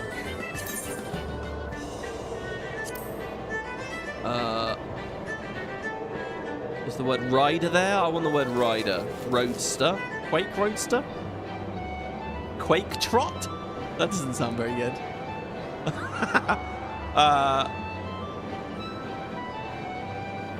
The Quake Express. There you go. I could just omit the second word if I like, but no. Quake Express. Congratulations, Quake Express is now eligible to participate in sanctioned Chocobo races. However, I fear you are not qualified, so speak with the registrar. Okay. At last, the time's come for you to train. Right, let's enter a race, the training course. There we go. So, yeah, I don't know how deep this goes. It's pretty cool here. Welcome to the training course. Okay. Here you can practice the basics of Chocobo Racing. All race Chocobo carry their rider to the end of a course. However, only a skilled jockey can guide his steed to victory. If you guys can't tell here, I'm not actually controlling this. To accelerate, press and hold, move forwards. This is a very basic little race course, isn't it? A little circle. Note that your Chocobo's stamina decreases more quickly when accelerating. Okay, we just ran out of stamina. Continue to accelerate and observe the effects. Once your Chocobo's stamina is out, he looks upset. Be warned, Chocobos pushed too hard will become lathered and lose stamina. To alleviate this condition, press the move back key to decelerate and allow your Chocobo to rest. Oh my god. I like how I've rode to 8 and rode to 90 in here as well. Accelerate to full speed. Here we go. I'm trying to get to full speed. Okay, he's lathered. Now we just chill. Next, practice steering. Well, we want to be on the inside, surely. Move left and move right keys to steer your Chocobo from one side of the course to the other. Surely we want to be in here. But I guess to overtake people, we have to... Oh my god, can we, like, drift? What's the word? Draft? Coast? Whatever, behind, you know, like in actual races. What did he tell me to do there? Trigger a magicked panel. Oh, this thing here. I don't know why I said he. It seems to all be ladies. Downstairs. Your Chocobo gained a temporary burst of speed. However, be warned, not all panels bestow beneficial effects. In addition to steering away from panels, you can also jump to avoid them. Oh my god. In addition to panels, you may come across treasure coffers with race items. It's very Mario Kart, isn't it? Oh my god. Wow. Oh god, the lag and the delay on the jump is mad. Ready? I press the button now, and now it jumps. Holy shit. Race items, something. Oh, they're down here. Sprint shoes. Next I get sprint shoes, it says. I had to jump real early to get that. I had to really anticipate it. It says use a race item. How do I use one? I missed it. Hero tonic. Yeah, I wanna use it.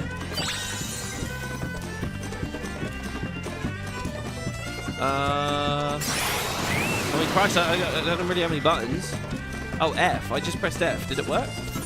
Oh no, we're lathered, so it went away. Shit. I don't know what the button is. Oh, and I can't even open the keybinds menu because it's just going to try and take me out of the tutorial. Stamina is 0. Oh god, I don't know what to say. Let's see, let's think of all the obvious buttons. Space is jump, enter will open chat.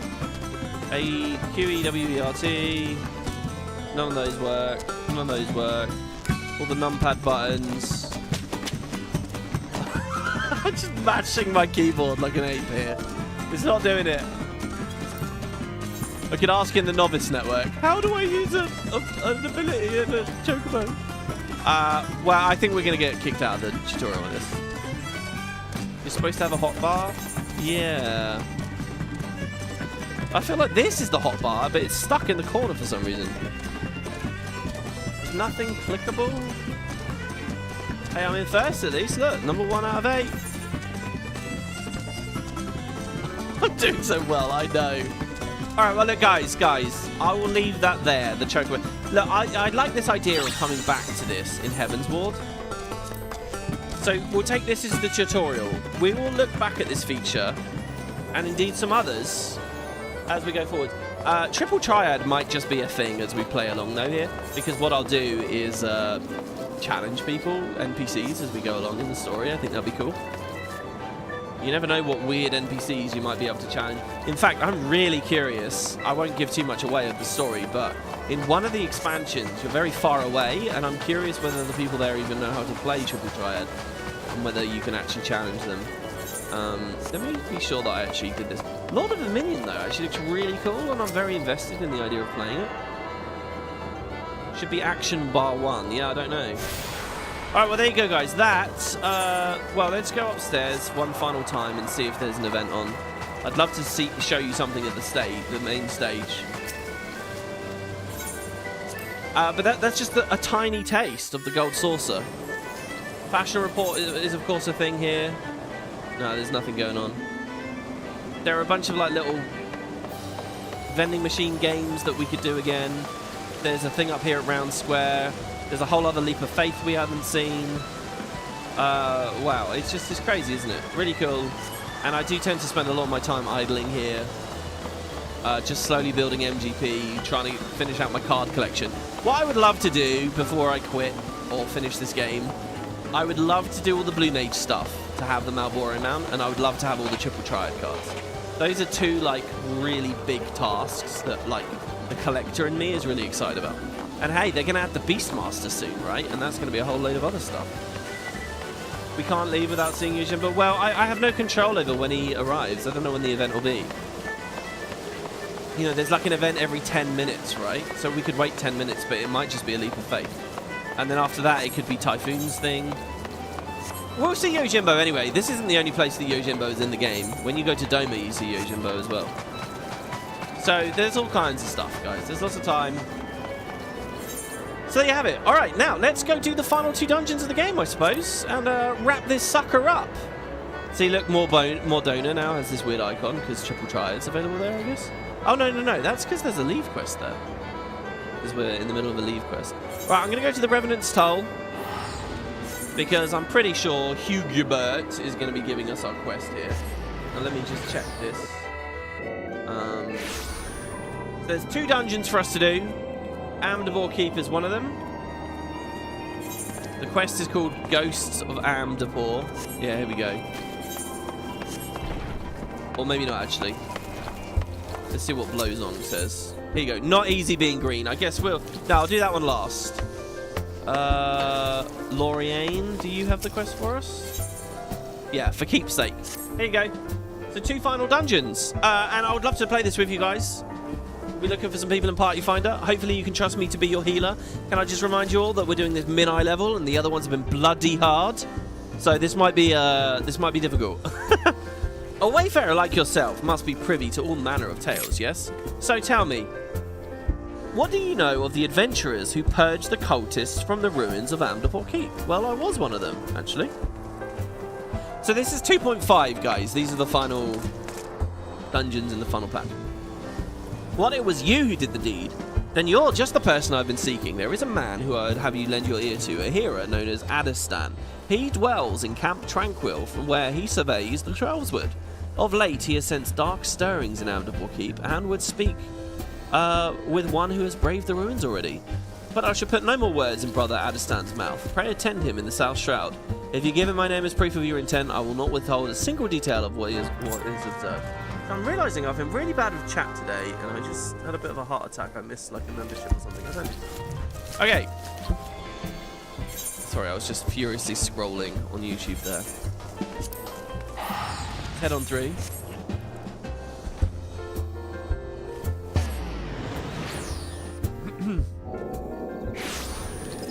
I think the dev said that moving forward, every major patch will have some kind of graphical update.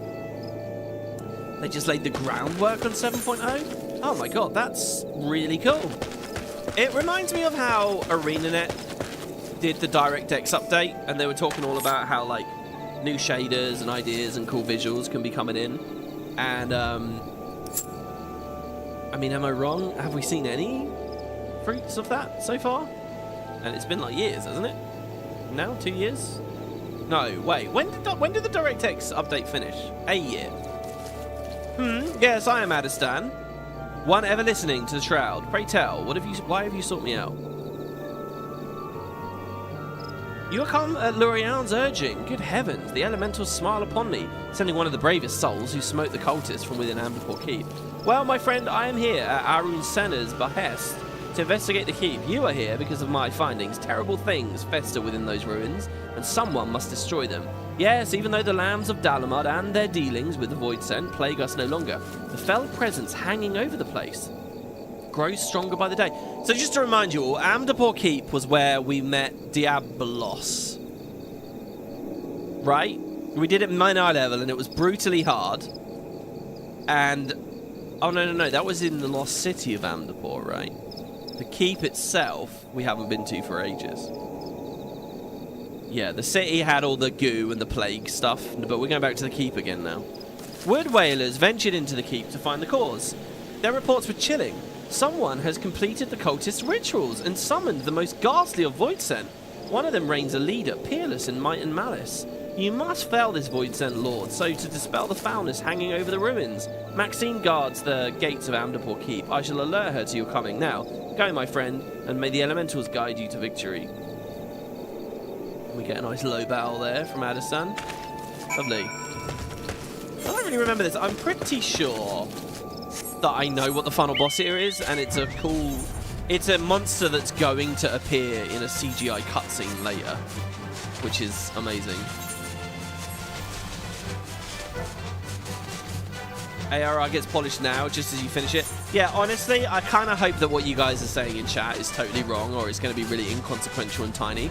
Because, to be honest, I held off on this LP for a long time, for a bunch of different reasons. But one of the big reasons is I wanted to do it after Dawn Trail once the graphics updates were in, because I didn't want my LP to immediately get dated. So the thought that there's a bunch of juicy shit that's coming in that this series has missed, that will actually crush me. Because we could have just waited one more month. So I'm hoping it's nothing major, but we might be able to squeeze it in, I guess. I don't know. And show off a little bit. Guys, stop making WP sad, depressed. Yeah. No, I mean, it is what it is. There's always that thing in tech, right? You can't wait always. You've got to do stuff. Probably wasn't worth waiting any time on the update at all, to be honest. You know. It's like when you're buying a new PC, which you might be at the moment, guys, to escape those juicy new tariffs. Am I right? You got to just do whatever's out now. You know, there's always more technology coming, so... and it kind of, to a certain extent, is the same in-game. Ah, so you are the one who has answered Brother Adistan's call to enter the ruins. I warn you, though, the keep has never been more perilous. The evil that dwells within has warped the forest life, turning woodland animals to brutish beasts. The place is feral. Our only hope is to slay the Void Scent at the heart of the castle. If we do not, well, I pray that the elementals guide your way through the keep, adventurer, and your victory brings peace to the forest. Oh, that was an awful quest. They basically gave us no information, really, about anything there. Okay, so let's recruit. Amdapoor Keep, hard. The penultimate dungeon. You'll see it's listed way up here at the top. It's funny, on Wiki, they didn't list it this way, but hey. I'll type Spuds. I'll type Min-Eye level, just so that everyone's well aware. It's open. Now, we still have all these amazing items. Not including poisons, but that's fine. So yeah, we're looking for a tank and a DPS. I don't know if anybody's out there wants to play with us. You're more than welcome to join. It won't be easy, I'll tell you that. Oh, it might be easy. They've been a bit hit or miss. Sometimes Min-Eye level's been brutal, sometimes not so much. We did, of course, have a thing where one of our tanks didn't have their skills and stuff on another one. I don't know whether that's the case again here or how much that really even affected us. Not having an unvuln felt kind of rough. So yeah, we're looking for 1 DPS. Knightley says, WP, I think you're doing this LP now is amazing, especially if 14 is changing. Oh, you mean like you get to see a before and after kind of thing? I guess, but you know, there's already a billion series out there with the befores. Oh, we got a black mage.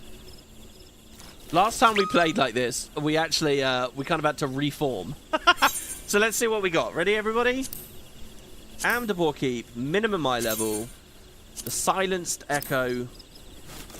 Though purging the lambs of Dalamud brought a hard-earned peace unto Amdapoor Keep, some mysterious fiend has completed the cultist's rites and ushered shadows back into the ruins. Voidsent now revel anew within these walls, their wickedness warping the flora and transforming kindly woodland creatures to bloodthirsty beasts. For the sake of the Twelveswood and the elementals who keep watch over it, you must cleanse the evil from the keep and sweep away all traces of the cultists. Not much of a story there, really. It's funny, this is a part of the event. Let's head in. I don't think I've got anything to do. My arm is not broken. We could eat a bit of food, I guess, maybe, if there's any around. Oh, my registration was withdrawn and somebody's opened. Oh my god, you're giving me poison and potions. How did you just have those on hand? Holy shit, okay, cool, thank you. Wow, I love these things. They're basically like 4 or 5 GCDs for free worth of attacks. You can just pile on in ARR. As soon as you get over level 50, they're not good anymore. You can't even activate them anymore. So they are very, very strong. There used to be a thing where people would use this in the Coils of Bahamut, which is the hardest content back then. And like certain classes could extend them, like with an epidemic type spell. Used to be like a big part of the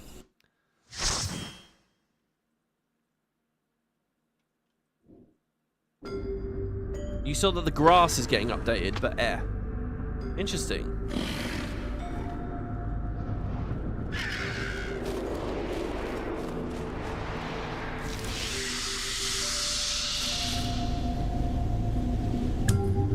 Gotta love those O2s. Alright, we're back.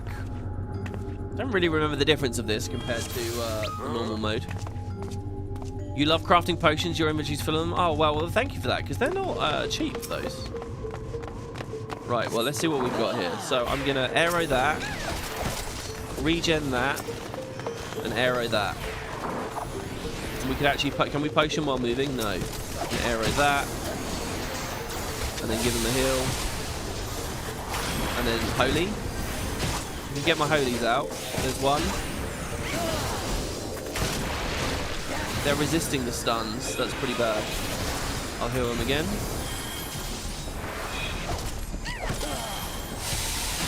More regen. All right, nice, nice, nice, nice. That went very well, guys. Quite impressed with that. Oh. Popped my waypoint thing. That's because I pressed Alt and then W. Regen. Arrow, arrow. Oh my god, look at that. Megalotragus? Jesus. Let's refresh his regen there. Medica 2, and hope he doesn't run out of range. He won't, I don't think. Okay, nice. There's a cure. How often do you guys, as healers, swift cast a quick hit heal at the start of a dungeon pool like this? Do you guys do that much? Am I overthinking it because I don't have many buttons yet, and later I'm going to get a load of overpowered things and sort of irrelevant? I think I'm okay to attack here. Well, maybe not now. Regen. Ooh. Our summoner. Again, this is the summoner, right? I never remember the difference between the summoner and the dancer icon. Those are the two that I'm really crap at. I think I can recognize all the other icons offhand, no problem. But those two I really struggle with. I bet they don't even look alike. It's just one of those things where it just doesn't go into my head.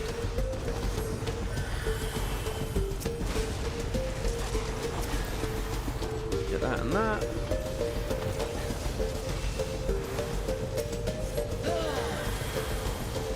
probably should be lucid dreaming already. Start holying. There you go. So it feels like I can only stun him once, and then it says, oh, it has no effect. But maybe that's just because it's overwrite. It's trying to re-stun while they're still stunned, and maybe that's not allowed. Not sure. Oh, there's an Ochu there. Hedgerow Ochu. We'll probably just spam stones on this. Oh, look at that. Look at that dash in for the Holy Bomb. Oh, yeah. So good. Oh, man. Do you know what, though? I really need to fix this. I really want to get my visuals on. So, it's character config. I've scrolled down before. Filters, character. Here we go, yeah. Show own. Show all. There we go.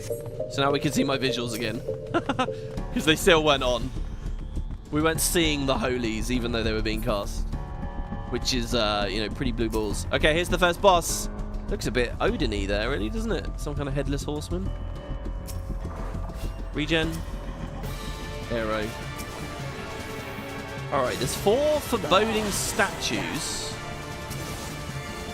What do we do with them, I wonder? Do we have to break them? Do we have to hide near them? I wonder. Okay, he's tethered to that one. Do we break that one then? Oh, he's attacking that guy. Oh.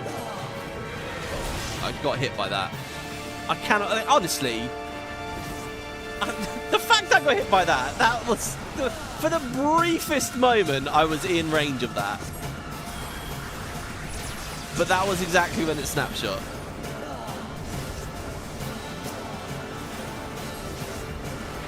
Right, well the statue's still alive. I don't really know what the tether did in the end, actually.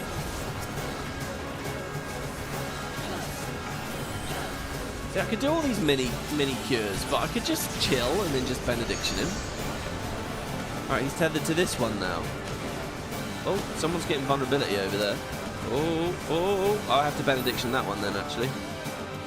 There you go, he's still alive. Oh, that felt pretty good. I feel like I did a lot there. Okay, and he just saved that. Low enough that probably a lucid dreaming's alright. Let's regen the tank again. 3 vul on the black mage. I gotta say, that black mage is probably gonna get 1 shot next time they get hit. If it's the same thing as before. Well, maybe not 1 shot. Well, I got no idea with this fight, guys.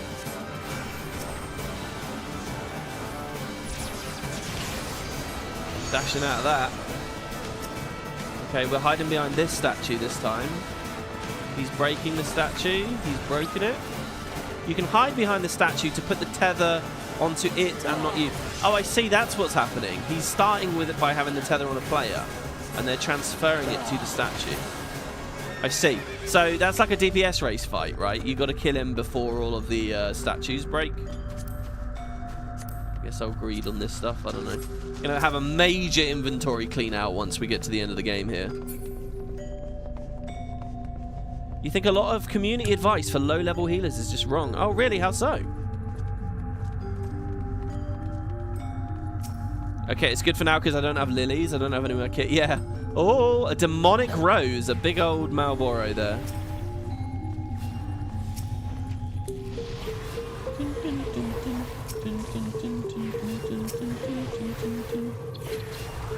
Right. Here we go. I'm presence of mind. Holy spamming. There's the holies. Oh, yeah. Gonna do 3. And then Kiraga, actually. We're all stacked up together. Oh, that was really good. Really happy with that. Excellent. Holy shit, that was good. Alright, and a Medica 2. Nice. Quite happy with how that one went. With the exception that I don't think I regened him at the start, but aside from that, there's only so much time you get to squeeze all these animations in. This fight here against this wall, this reminds me of a bit in 15 where you fight a Marlboro when you get off of the train station. Basically right around when the game starts crapping itself in what should have been Act 2 of a really big, exciting part of the story, but it's really short and you're just on a train for a little while. I really want to Let's Play that game just for the purpose of talking about how it falls off. But I still don't know how I feel about LPs like that, you know? Whereas like the purpose is to analyze what it didn't do well. There's something, I don't know, always mean-spirited about it, I think. Boom. Is that a mini? No. Whoa. Picaroon's Jacket of Maiming. It looks like a mini. Looks like a little weird demon-y thing.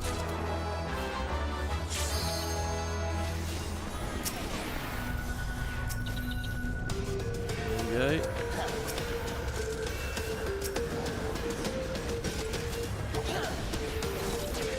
Oh, this time I'm going to have to benediction that. He's very low. Even with a benediction, that was quite challenging.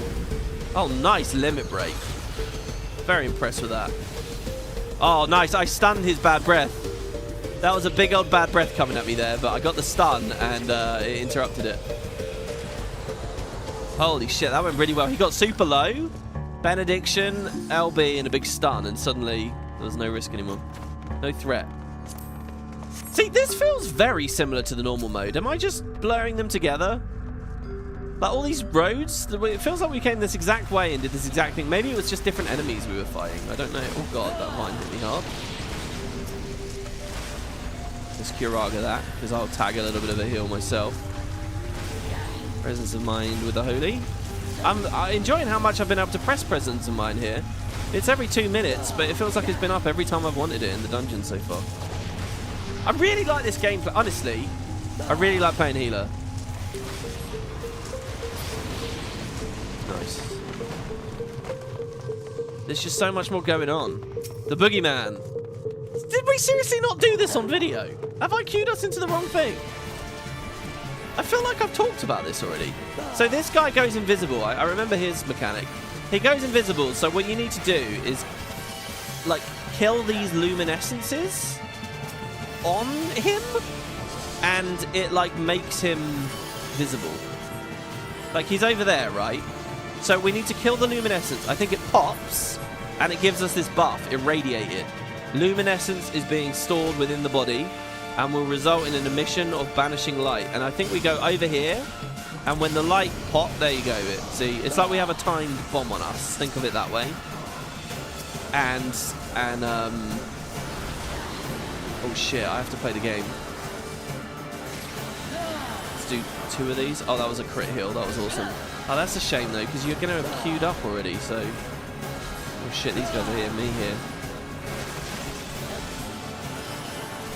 Okay, entrance, that's fine. Heal myself. Regen him. Re-dot the boss. That was 1 GCD early, but whatever. Let's get heals on everyone else. See, he's going to go invisible again in a second. There. And we want to hit the luminescence again. These Blood Moon sacrifices kind of hurt. It's quite scary, actually. This Lucid Dream. Ow. Yeah, and I think as long as one person... Holy shit, what do I do? Can I benediction myself? I think I got... Oh, I was in that entrance, but what's quite cool about this... Oh my fucking god, why are they hitting me? I'm all the way over here. Oh my god, we're getting raised. Oh my god, we're getting nuked. Oh my... Okay, wow, we wiped. Holy shit. Okay, those pulse AoEs are terrifying. Yeah, okay. Holy shit. Alright, okay, so... I need to be a bit better with the regens, I think. I need to not get aggroed by all those other mobs. Which I don't think that's really on me, that bit. Maybe just run away a bit more. I was trying to heal myself, but I was waiting for benediction to come up so I could just tap it. Which was a bad idea. I should have just cured straight away, cure 2. So I was sitting around low health for a lot longer than I needed to, which probably looked really stupid. But I had this idea of a plan and I got stuck on it. It feels like as soon as I started cure 2ing myself, which eventually I did do, they just swapped and aggroed me and threw the spells on me. I don't know. Or maybe it's because I'm healing and you get a lot of that enmity as a healer, or it might be because they like to target the person furthest away. I don't know. You like 15, but it was definitely weird. You think 15 is much better than 16? Maybe a hot take. Well, I haven't played 16. I don't know. 15, I will say this till I'm blue in the face, could have been, would have been, should have been, like, the best video game ever. The best JRPG, at least, let me say. Like, the setup, everything that they planned to do with that game, and you can tell it's beautiful. It is really fucking cool. They do a thing very similar to 6 with the World of Darkness, and it's just, it's amazing. The scope for that game is, but they clearly ran out of time and budget and money. It was clearly horrendously managed as a project, and 2/3 of the game are missing. 2/3 are missing, so you can't say it's a good game, really. It's like the game makes me more upset for how good it could be or should have been for that. Do you know what I mean? Like, if it was mediocre the whole way, then fine, but like, you can see what a great thing there is that we lost, that the world lost. But, you know, it's just something, that late PS2 era, guys, a lot of studios really started struggling with, you know, how to develop games with the team sizes getting as large as they were, with the development costs getting as large as they were, with the amount of time people were being expected to make these products. They were long, you know. 15 was versus 13, right? And then it just kept changing and changing over the years, and like, I remember trailers for that game years ago. Okay, like, see these sacrifices? Very scared of this. Here I'm just going to face away from the eye. And we're going to make sure everyone is nice and healthy and regened up. I'm not really going to focus very much on anything else. Oh, shit. Well, let me holy them. I guess I'll benediction that. Really need people to kill those. Okay, good. Okay, there's the luminescence. I'm irradiated. Fucking hell, I'm holying right now. Oh my god, look at them just destroying me. Ow! Okay, I don't need to do anything. Just face away. Regen that. Oh, fuck. Ow. Ow! Oh, I'm dead. Okay, what am I doing? Same phase just wiped us there. We're so close to the end of the fight. The tank's still up, though. This could be a hero moment. The tank could get this. I think he involved at the perfect time. He might have it. Some of the Black Mage Thunder was still on there as well as a dot. Ooh, he's got 1% to do on that boogeyman, and he's got 6 on that. I don't know whether he has any potions. If you potion, and if he poisons... Alright, 6%. Oh, so close. Yeah, I don't know. I'm just getting battered in that phase. They're hitting me. I wonder why. 16 was amazing. You love the Darkest Story? Yeah, 16, I don't know. It just looked to me like a big spectacle fighter, right? Like it was just big monsters, and you know, they went really heavy with the whole playing as the summons thing and beating the shit out of each other. It looked cool. It looked like an interesting take, but as far as I could make out, the whole RPG element of it was a bit rubbish. Didn't really go too far. You'd love to see a 15 LP personally? Yeah, look, the thing, I want to do so many of these things, I really do, but I also don't want to just be an FF channel, which we're at the risk. We're circling that risk at the moment, I think, with the number that we've done. Me, 2 years ago, squeezing in that 6 LP, just been like, oh, I'm just going to play 6, why not? Was a bit mad, really. It added another FF to the list. You know, we still got 12 to finish. You didn't like the combat of 15 at all, so you gave up at the gas station. What? You mean the very start? Dude, before the gas station is a quick time event in which you hold forwards and push a car. You didn't give it the time of day, I think, if you gave up that quickly. Yeah, it's very different to other FFs. But, you know, sometimes you've got to get out of your comfort zone and what you're expecting and just try to open up to whatever they're doing. And it is very button mashy, but the itemization and stuff is quite interesting. And at the end, you unlock the ability to literally play as the other characters and stuff. I think it wasn't terrible. It's not unplayable. It's just different to what normal FF is. You know?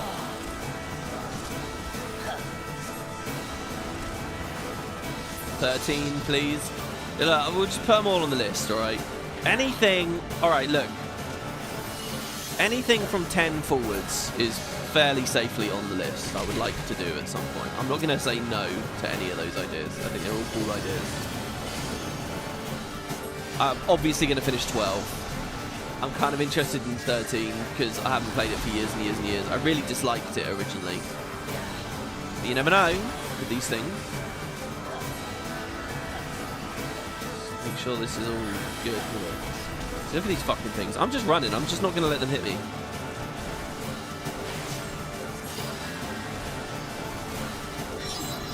Uh, 14 we're playing right now.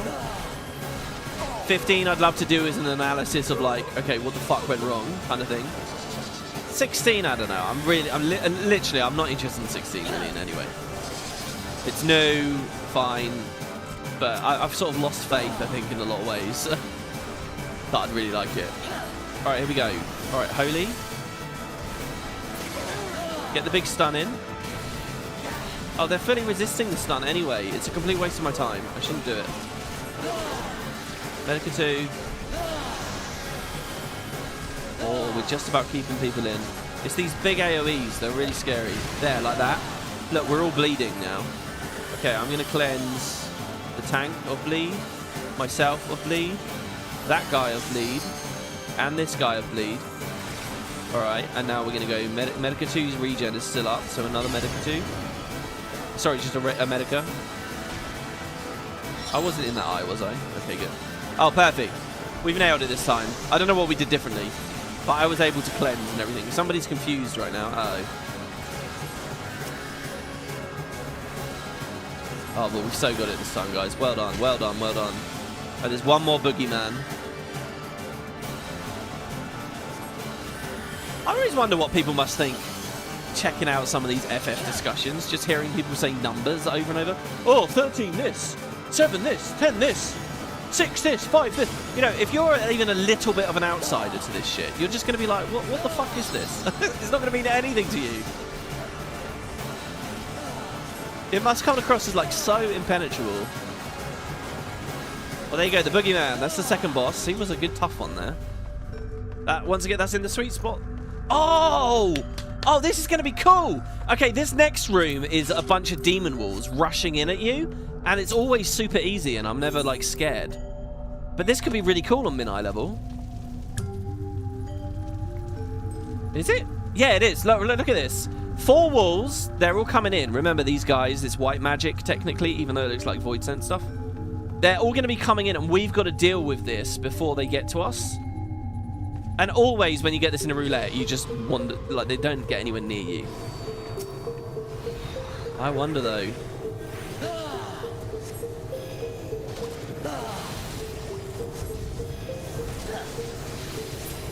Well, there's 3 holies. I feel like that's a good start. We got to hit him quick. He's not in line of sight. No, he survived somehow on that pot. Oh my god, there's going to be a lot of holy spam actually, because I can just... There are new mobs every time. Oh my god, ow. Oh my lordy load. Okay, I'm going to Kiraga. It's a good AoE heal there, right? Look at them creeping in. Wait, hold on. Are we against the clock, or did they just move after each wave? No, I think we are against the clock. They didn't move when that wave ended.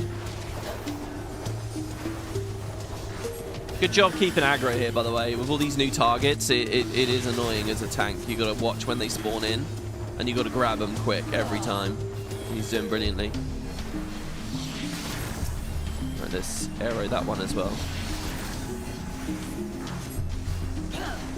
I love this like firing. It's like the Ifrit firing, just recolored slightly. Oh my god, the Nisic Gargoyle. Or Nisic Gargoyle. May the stone spam continue. Alright, actually this is... Wait, why did I get interrupted there? Ow! Oh my god! Where's my health going? I'm going to benediction myself. Sorry, but, you know, don't want the healer to die. Okay, that's fine. I've probably gone overkill with the healing there. soon as all the syrups were dead, we could have just gone straight back to damage. They're getting close. They're actually getting... Oh, God. How many more waves are there? Oh, Lord. I've never seen the animation when you die to these things. I mean, what happens?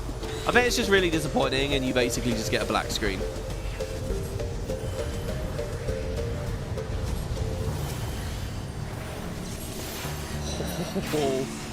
Alright, there we go. Ah, they left. There. Nice. And we get the ethereal flow. You've got to have a good demon wall fight, guys.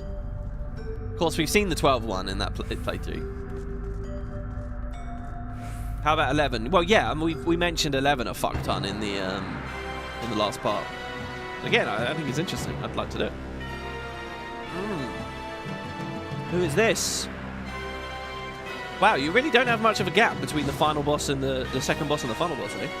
It's just the demon warden. Wow, look at this guy.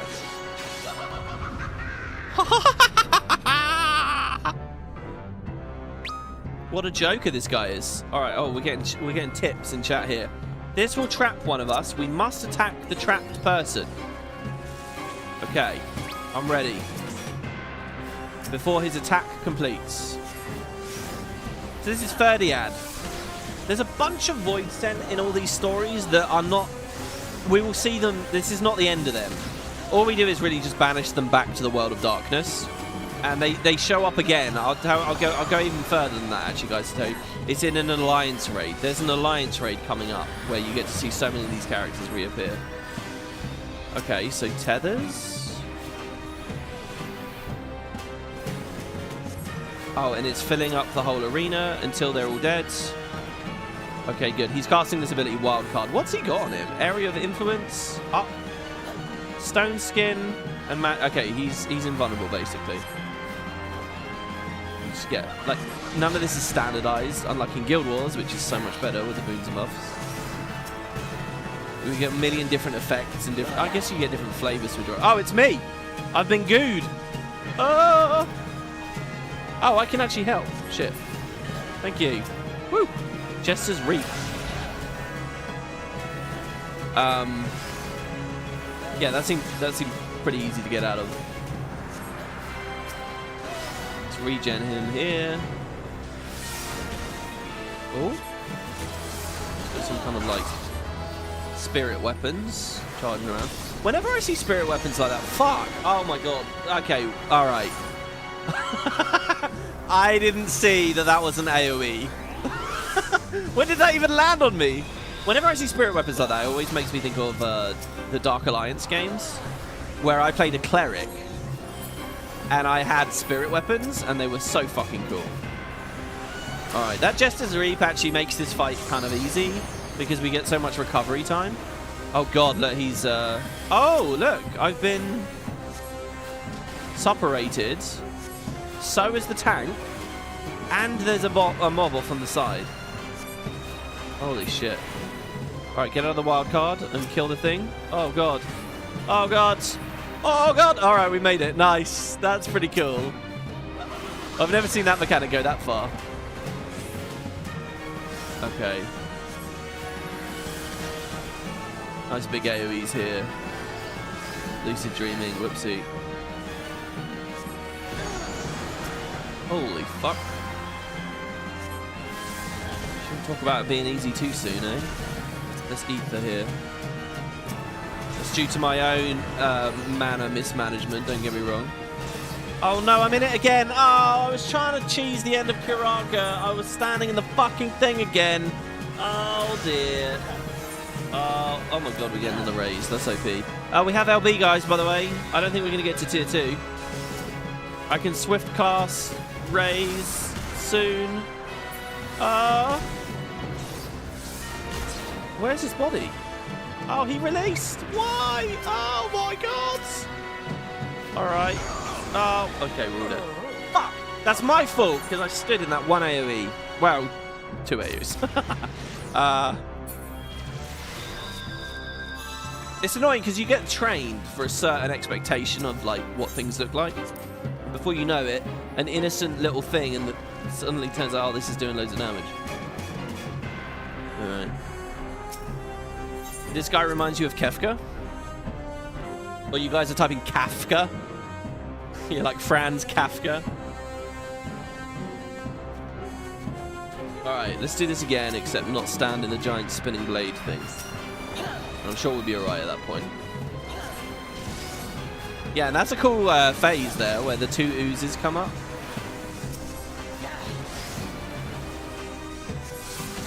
Holy shit, he's got low quick. Should I just benediction that? I'm going to do it. It just seems so much more efficient in terms of spells. Like, how many casts do they want me to do? You know, I don't want to sit here casting like 5 times just to get him back up to high health. If I arrow that no one's hitting just yet.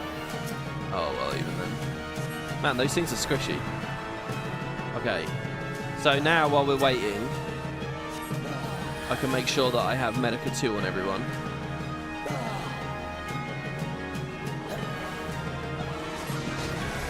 There we go. I'm going to say Presence of Mind until right near the end of the fight. Okay, so then there's the ooze. And I can free him with that. Pretty good. Oh, he got tagged. He got clipped. Shit, were we really that slow?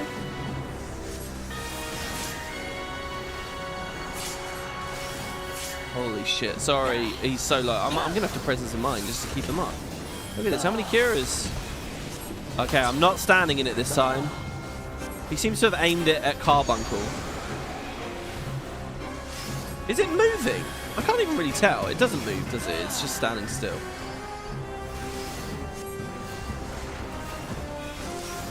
Oh, I regen myself. Whoops. Okay, I've got an ooze on me. I'm targeting it. Oh, nice. Regen him.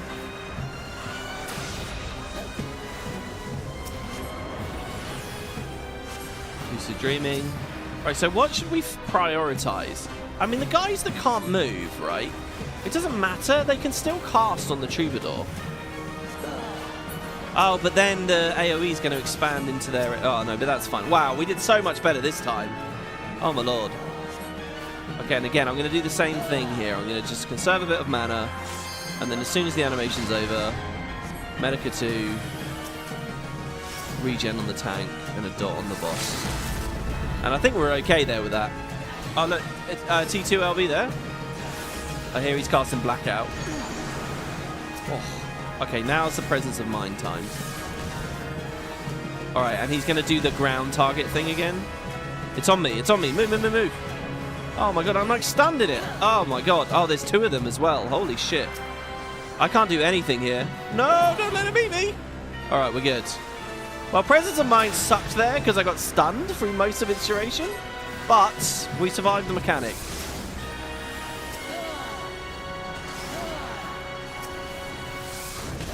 Keep the tank up. Who knows what it'll do last of all here. Okay, spirit weapons again. Don't stand in that. Holy shit. He will not relent. I think this is a good Curaga right here. Oh, no, it would have been. Oh, yeah, it is. It is. It is. I'm going to get everyone. Haha. And I can benediction tank. Yeah. Brilliant.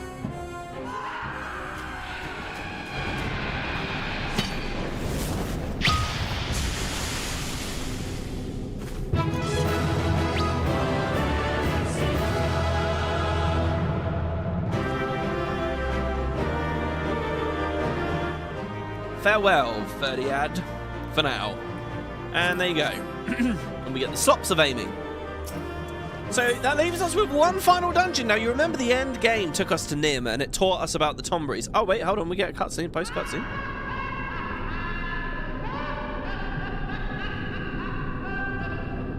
Oh, he's still laughing. Look, see, there's a little hint that he's still around. Yeah, man, that's a little bit like the hint about the Palace of the Dead as well. It'd be funny to think you'd end up seeing them down there together or whatever. There's lots of horror. The horror elements in the Gridania stuff are just all over the place. Yeah, so the final dungeon of the base game had us learn about the Nimians and the Tombries. Remember, it unlocked like right with Praetorian. Well, finally we get to return there, and it's a very weird dungeon. It's extremely difficult, to be honest, when you do it with squadrons. So I'm really worried about how hard it might be here today with us on Mini level. So we shall see. But this time the Tombri will be our allies, which is quite awesome. I'm glad to have you unharmed, my friend. By Maxine's report, the people of the Twelveswood owe you many thanks for vanquishing the Void-Sent Lord. Yet its death does leave a question. Who summoned the fiends, if not the Lambs of Dalamud? My friend, saw you aught within those sinister walls that might provide the answer? Well, I don't know. What did Trema see? He seems to have an idea. No, he doesn't. He's not another living soul, you say? How curious. Could it be that the summoner quit the keep then? Yes, unless... In your last venture inside, you came upon cultists attempting to summon Void-Sent. This time, did you perchance see their remains upon the ground? We did, yeah. Ha! Then I know the truth of it. 'Twas no living soul who brought the Void-Sent upon us. No, it was the blood of the Lambs of Dalamud, the very same that stains the ground. The dark sigils drawn by the cultists must have been finished, but for a sacrifice. How ironic, then, that we cut them down, and their own blood should bring the rites to completion. It was mere coincidence and nothing more. No sinister forces here are conspired, no mortals eagerly beckoned Void-Sent into our realm. We may put this matter to an end. Save for the Void-Sent Lord at the heart of the keep, I had assumed it was an unthinking brute, but from what you said of this matter, mayhap it had cunning aplenty. Indeed, this fiend could have beguiled the Lambs of Dalamud into all of this. If dark forces are able to so lead mortals, then grim days lie ahead of us. But such ill musings do not suit your victory. I shall enjoy this respite from danger, and hope you shall too. Go well, and rest assured that Arun Senna will learn of your valor this day. And he gives us a nice bow. So,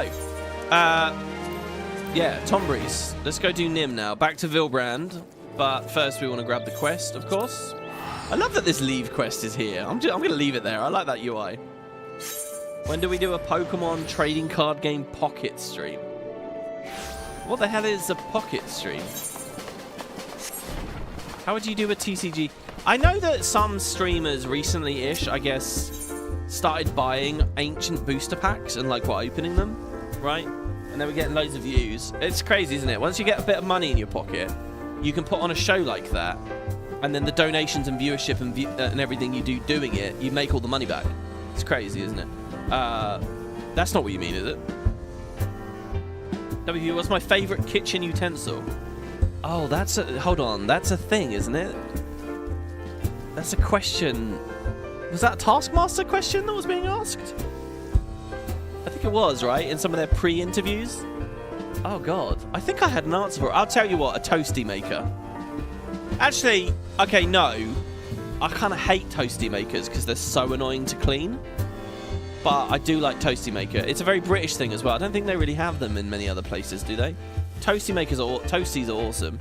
But what I would say is if anyone knows a brand or a type that isn't a complete nightmare to clean, like if you know a type where I can just dump it into a sink of water, that would be amazing. So maybe that. If not, let's go with something else cheesy. The Humble Cheese Grater. And one of the weird ones with, you know, like those sides on the cheese grater that you'd never actually use. Like it's a bunch of weird bumpy bits, and it's like, well, what am I supposed to use this for? Good to see you, my wayfaring friend. Say, you wouldn't happen to be the man who slew the Tombri King, would you? This is it, guys, the last side quest. I am the one who killed the Tombri King, yes. I knew it by the onion. I've got a fine gent for you. He's always going on about onions, this guy. I've got a fine gent for you. Looking for you, that is. He has an appetizing proposal on the table, and I think you should pay him a visit. He is one of the treasure hunters at Camp Bronze Lake. Oh, and he will, of course, be there with his partner. The two are inseparable, but I'll let them tell you the more themselves. Well, off to Lenosia with you. Have you spoken to my treasure hunting acquaintance at Camp Bronze Lake yet? No? Well, make your way to him and his partner. The two are inseparable. It's crazy, right? The dialogue like that you opt into afterwards, that gives you nothing, means nothing, has no entertainment value at all. Yet it's written there, and it has to be localized into every language. It's crazy. So, there, finally, we've got all the blue quests done. What is this blue quest, though? Oh, the ultimate ballad, which we have done, and simply to die for. She's just teaching us about dies. So, we've done all the blue quests, for now. Because as you keep going, Mordona just keeps giving. Mordona has so much to give. So here, Camp Bronze Lake. I thought we were going to Vilbrand, to be honest. If you have a favourite kitchen utensil, you must be old as fuck. Is that an exclusively old thing? Why is it? It's just anyone who spent time in the kitchen, surely. You know, not everyone had their mummies and daddies to cook all their food for them. You know, not everyone just orders everything on delivery. It's not just an age thing. Hey, Blowzang sent you our way, did he? You say? Well, I'll thrice be damned. It's you! I, the heroic bloke what lopped off the Tonbury King's head. Do you remember us? We was a pair found round the entrance to the Wanderer's Palace. Saw you right for that great bleeding Tonbury stabbed us. Eh, wasn't we stabbed, love? Were they?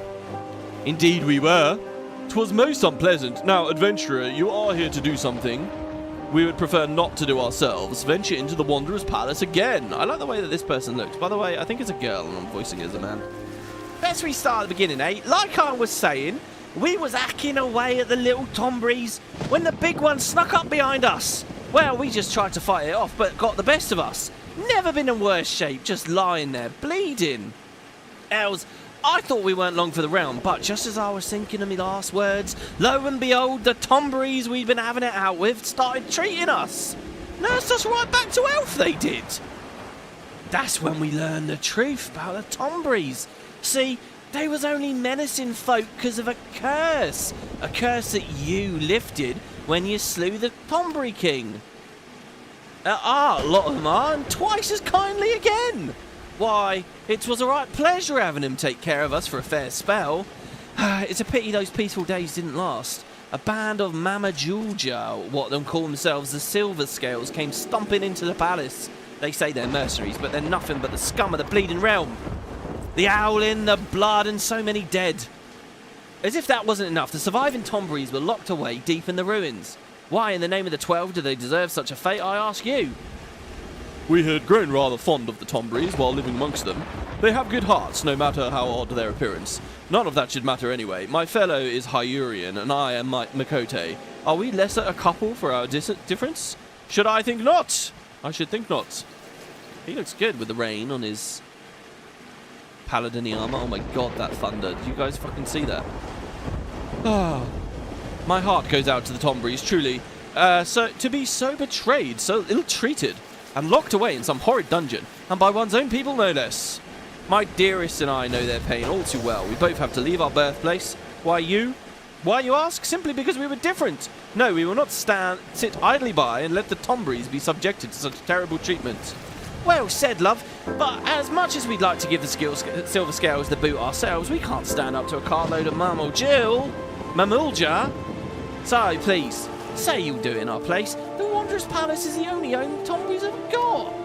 Now, you'll have to speak with a Bazi Charazi and get a ride in his boat across the lake. What's it now? Bon voyage?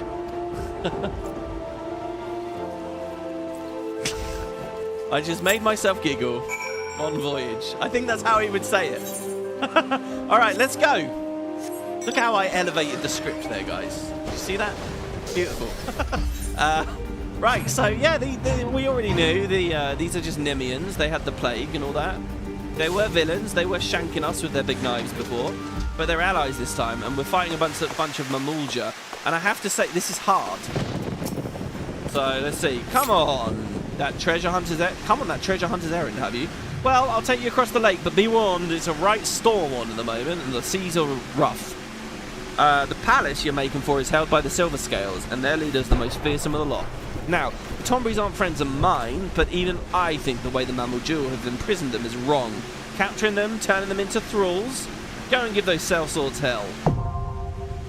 Wanderer's Palace. I love this. I love Tonburys, and here we get some allied ones. Remember, again, I'll remind you guys of the lore here. Oh, I guess Amdapoor Keep technically was the last one. Remember the lore here, that they're being called Tonburys. What they really are plagued Nimians. But they've been given the word Tonburys, because Tonbury is just like, it's like a boogeyman in this world. There's another idea of a Tonbury. So there might be real Tonburys out there too. And these guys are just look a bit like them, so they've inherited the name, but the real ones still are there. Anyway, bound no more. Well, hold on, let's go into the party finder here first. We're looking for one DPS, guys. Would you like to be the player in the final dungeon of the Let's Play? Now's your chance. We have a thing up. Any DPS is welcome. Thanks very much to the Black Mage who played with us earlier. Lots of fun. And now we have a Bard. Bound no more by the rancour of their fallen king, the Tonbrees have regained their senses. With a little help from devoted friends, yet all thoughts of peace have been put to the blade, as a band of Mamulja mercenaries known as the Silver Scales have stormed the walls and seized the palace for their own. Someone must stop the sellswords from turning the Wanderer's Palace into an unassailable fortress and take a stand against Tonbree slaughter and slavery. Yeah, they're cute, and now we want to defend them. Let's see how this goes. This is, like, when I was doing this with the squadron thing, it was nearly impossible. And I had to read, like, really careful guides on how to do it, because there's a mechanic that the AI just can't figure out. So hopefully as players we can. I love the green tint here. Look at them! Oh! We have to save them!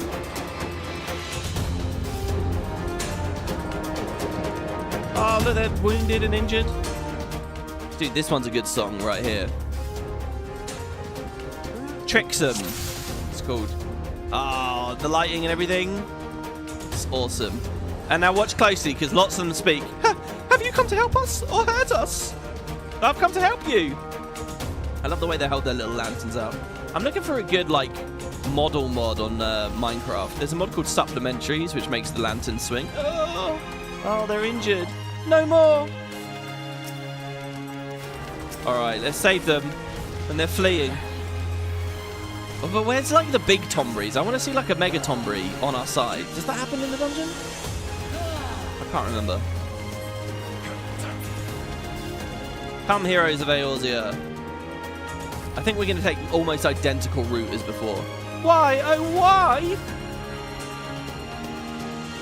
Oh, I want to go play Lord of Verminion and have just a shit ton of Tombrees. I'm thinking it's a holy moment here.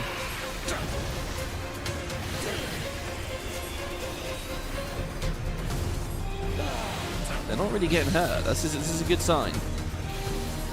You can do some epic pulls in here, by the way. They're doing it normal. On Icy arm's length. I saw they had slow on them.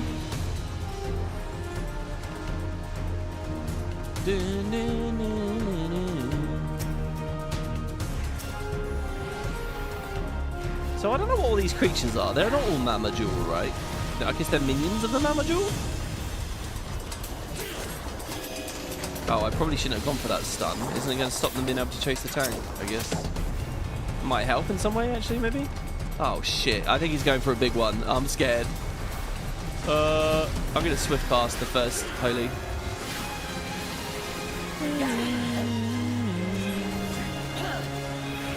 I'm turning this up.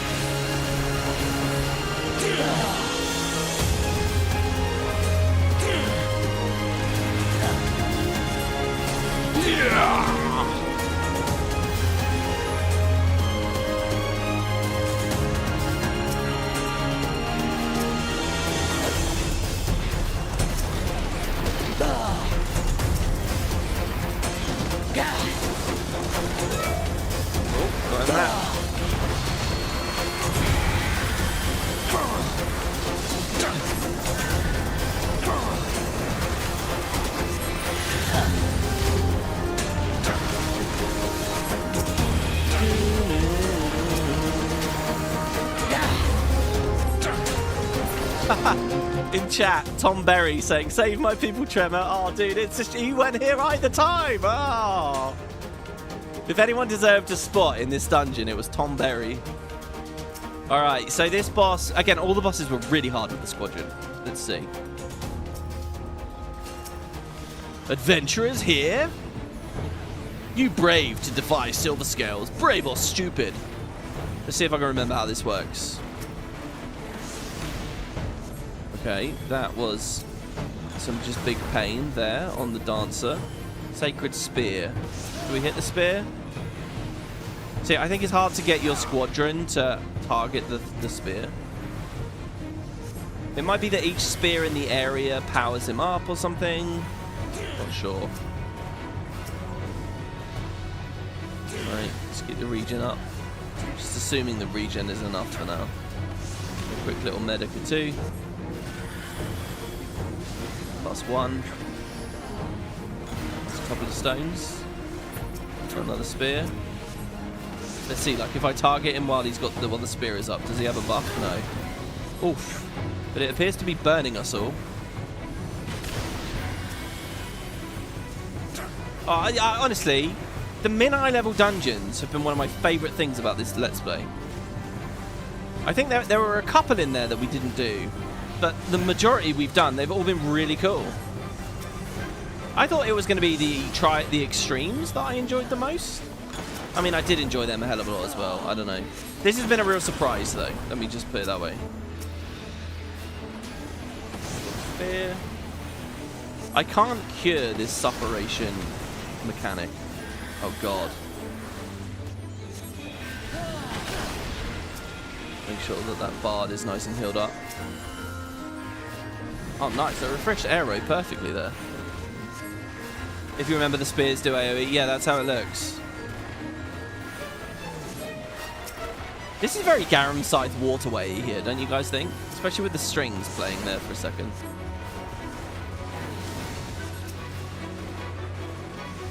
Oh god, I'm out of mana. Fuck. Ether. Oh god. Alright, I'm a little nervous right now with these spears coming out. Maybe no need to be, actually. Aha!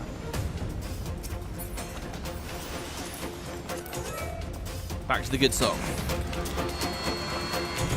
Oh, look at this guy. Look at how cool he looks. Why would these fiends trespass against us? Look at that. That's a hell of a tombery there. Well, I don't know. They want somewhere to live. Okay, these banners. Basically, you kill the banner. It applies like it's like a ward, okay? It applies mass buffs to any enemy that's in it. So there's two ways you can do it. You can kill the banner first, or the tank can drag all the mobs out of the banner, and you can do it that way. But they're introducing this mechanic to us because it's going to be used in the boss fight in a second. It's kind of however you want to play it, really. But if there's ever a time where you're fighting in the banner, dude, it's amazing. I hate Holy so much when I'm not the one casting it. But when I am the one casting it, oh boy, it's good stuff. Nice, I got a crit cure there. That was good. Dude, crit healing is fun. It's potentially a really scary mechanic, like if the player ends up relying on it or banking on it. But if you don't, and if the tuning isn't there, like here, see, this is buffed. These guys in various ways. He's getting really hurt there. I'm benedictioning. Holy. Yeah, the stuns have no effect. Fully resisted. That was good. That felt like a nice clean slide cast. Oh my god, I can slide cast so easily on this because of the delay with the movement. Did you see that? I just slide casted that when it was like 50% on the cast bar. But yeah, that was really good tanking there because he pulled him out of the banner. And we don't really need to even fight the banner. We can just ignore it. Doesn't do anything. Yeah, so this is this massive room again, where before we had the mega tomberies running around shanking people. And yeah, actually, this was one of the ones we didn't mine eye level, right? Oh, no, we did. And he still didn't hit me that hard. Oh, no, and he hit me harder than I thought. Right, that was what happened. I think. Dude, I love that regen can be cast while moving. Oh, my God. Oh, God. I'm kind of scared about this. This is a bit wacky. How am I supposed to heal him? Gonna go for a stun. Oh, nice. We've got LB. Oh my god, you guys are pros. What is this pro gameplay? Holy shit. Oh, and he's used his invuln as well. Hallowed Ground is up. So I, in theory, could have just been holying through all of that. Well, not all of it, but a good chunk of it. As long as we stay together, this Curaga will hit us all. Oh my god, nice. We handled that really well there. Unfortunately, this guy was out on the back. Right. Lucid Dream. I'm really not very good at checking my mana right now. I'm fairly awful at it. Really need to prioritize pressing this more. When we get our third skill bar, I might put it on the bottom left, just so that I remember it, because it feels really high priority. Maybe not when we get to the high level and there's not so much stuff going on.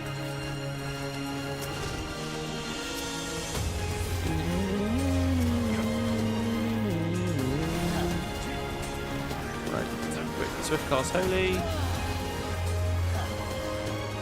Enjoy the big stun.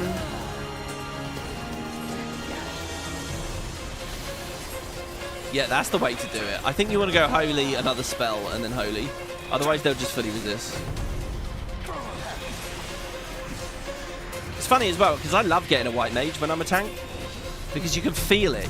When they're stunning quick, you can feel like, oh god, I'm taking like no damage when I usually would be. Even like a shield healer, like they'll just churn through the shield. But on white mage, it's just stuns galore. And it feels amazing. Alright, boss 2. Now this guy's really weird. There's a lot of color-coded shit going on with this. Honor to you who slayed the first boss. And there's some randomness to this. Basically, you've got to grab the buffs, otherwise he will. But some of them are like, so this is purple, right? So I stood in the purple and it gave me damage up. Awesome. So you don't want him to have damage up. If you let him have damage up, you're screwed, basically. Yeah. But then there's some others which is like damage down, and one of them's like bad or something, and it's okay for him to take that. So this was the color, right? I think this one.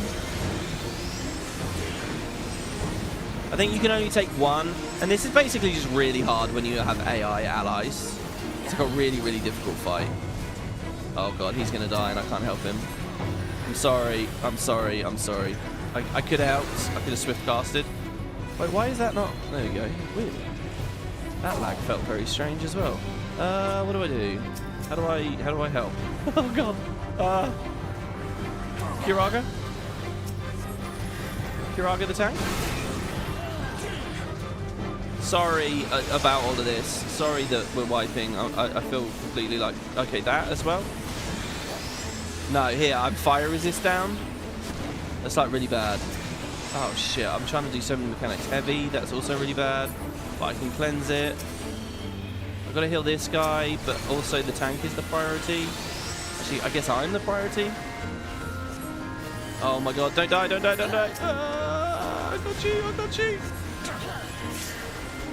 Holy shit. I'm trying. Lucid dreaming. I think it's this that I want. Okay, now I can swift cast. Okay, ether, swift cast, res. Okay, keep the healing going. I'm gonna grab these as well. I'm trying to hold him in there. Okay, he has 2 buffs, it seems. Do I stop for an Azuna? Wait, what happened with our guy? I thought I rezzed him. Oh, fuck, he's dead. Alright. Yeah, this one's hard. Alright, I think it's over. Just the 2 of us. I don't know. Oh, yeah, because I got toaded there as well. One of them turns you into a toad. It's like, you got to remember what color is doing what, and allow him to absorb the bad ones while you take the good ones. And I don't know whether it's randomized per pull or per dungeon or something. And after that, we're towards the final boss. And if you guys remember last time with the final boss, it was the Tombury King, and you just ignored all the little Tomburys. You just hit the king. This next time, on this one, it's like a guy standing in a bunch of banners or something. I don't know. You just got to put him out of the banners. If I remember rightly, the final boss is easy, but this guy is pretty rough. This icon's really interesting, this aggro icon. I guess it stands for a thing that will never attack in any way. Doesn't have the capability to do it, maybe? Something like that. Have I ever tried casting Red Mage Limit Break 3? No, I've never actually played Red Mage. I love Red Mage. It's one of my favourite classes from FF1. But, I didn't want to play it in this game until I'd experienced both black and white. Because, you know, it's the middle ground between black and white. That's the whole sort of game. And it's really interesting, I think, in this MMO because, obviously, it's not going to take straight up the same skills. It's got a whole exclusive kit. So I was really curious how they do it, and I wanted the black and white experience first before I went to red. And red is only associated with one of the expansions, by the way. This dungeon is mentioned in Dawn Trail if you completed it. Really? This dungeon? Oh, is it because these Mama Jewel guys live over there? Is that what it is?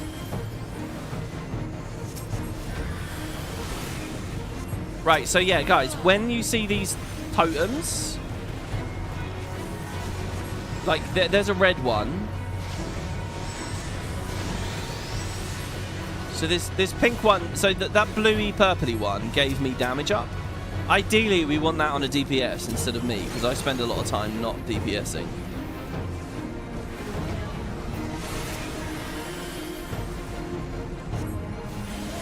So it's that over there. So I ate fire resist down. That's not good.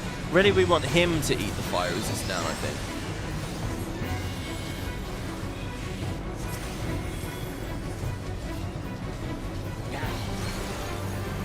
Before this gets too bad, Lucid Dream and Ethan now.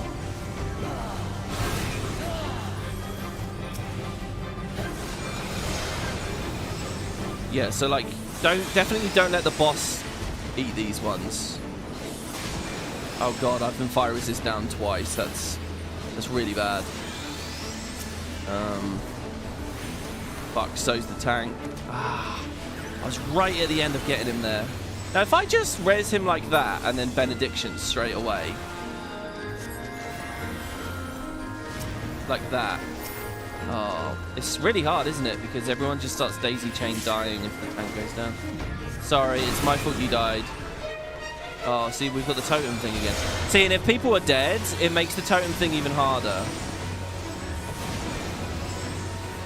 Because, shit, he's dead as well now. Well, I can res, but it will be slow as fuck.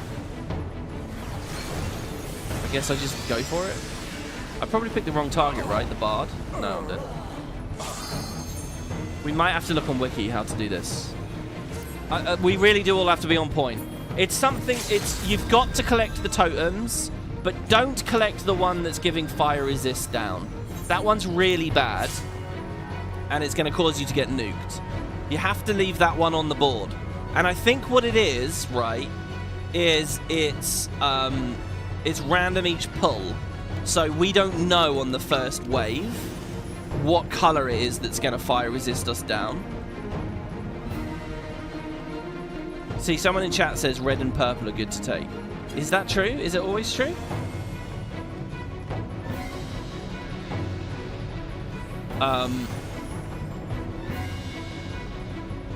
What I suggest we do is we let the tank, or we let, yeah, okay, I'll just make the decision here. Let the tank collect some shit, and we can all look to see. Oh, okay, no, he thinks that the colours are always the same. So yeah, eventually they start frogging you when you collect the totems. So is frog always green, right? So if frog is always green, then you can pick up one green, which will turn you into a frog. That's bad. But then you can immediately run into another green to toggle it back, to toggle it off of you again. Like you can go toad kind of thing. So don't collect greens randomly. Don't ever collect a green. If he's right, okay, let's just trust that he's right, okay? Red and purple are good to take. And greens, if you get toaded, you know, try to save space for the other guy. Is there any food that I can eat here? I don't think so. Alright. Oh god, I can't read all of that here whilst we're already in. Yeah, here it says totem effects are random. Use the first couple of totems to see what's going on. Yeah, I think what we need to do, guys, is let the tank collect these first ones and observe what happens when he collects them. Like, I just picked up one accidentally. Okay, I picked up, like, the purple one, and it gave me damage up. The purpley blue one was damage up, so that's good.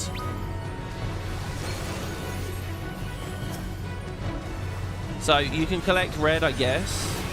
I mean, won't we give him red? I really feel like the purple... Don't collect... Yeah, red is just heavy. Just got that.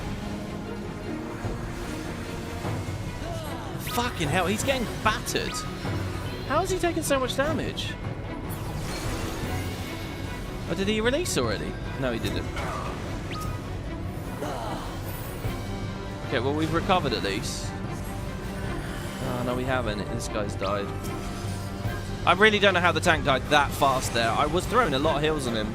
Maybe because I didn't have regen. I'll go for a long raise and see if it works out. Sorry, it's probably my fault.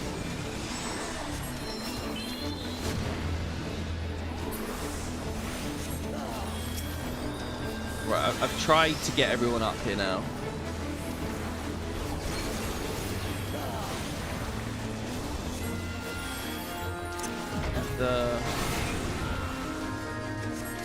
I'll pick up reds again.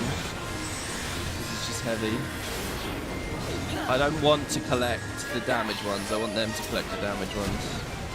Just avoid that fire resist. The fire one is awful.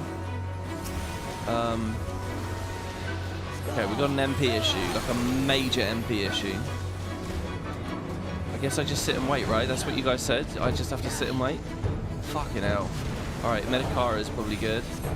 Alright, there's a Lucid Dreaming. Come on, let me heal him. I'm doing a Q1.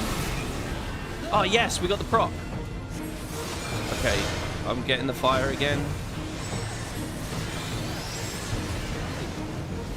Holy shit. Yeah, see, he throws these random fireballs around, like, irrespective of aggro. And if you have fire resist down on you at that point, it really hurts. Alright, I think we got this. Maybe? As long as my mana holds out, at least somewhat. And if I hadn't healed badly at the start earlier, I'm sure we would have been okay.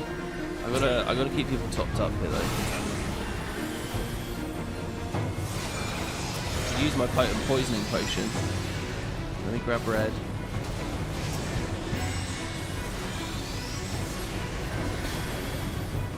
Let me stand near him and Curaga to tag myself. Nice. Yeah, we got it. Well done, guys. Excellent. Yeah, that one's rough. Good, good, good. Amazing. We played it perfectly there. All right, last leg. Oh, no, these ones are dead. Oh, no. I mean, we were killing them last time. Where are the big ones?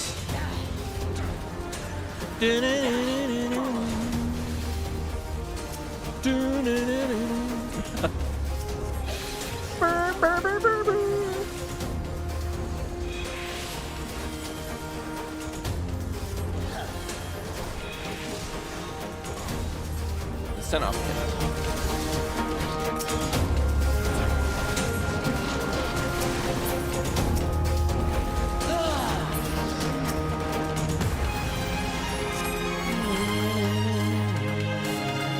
Alright, I think last time maybe we went down there, but now the door's open on the side or something. So maybe we're in a slightly different route to before. This is the asylum. Because where's that room where we lower the water and there were a bunch of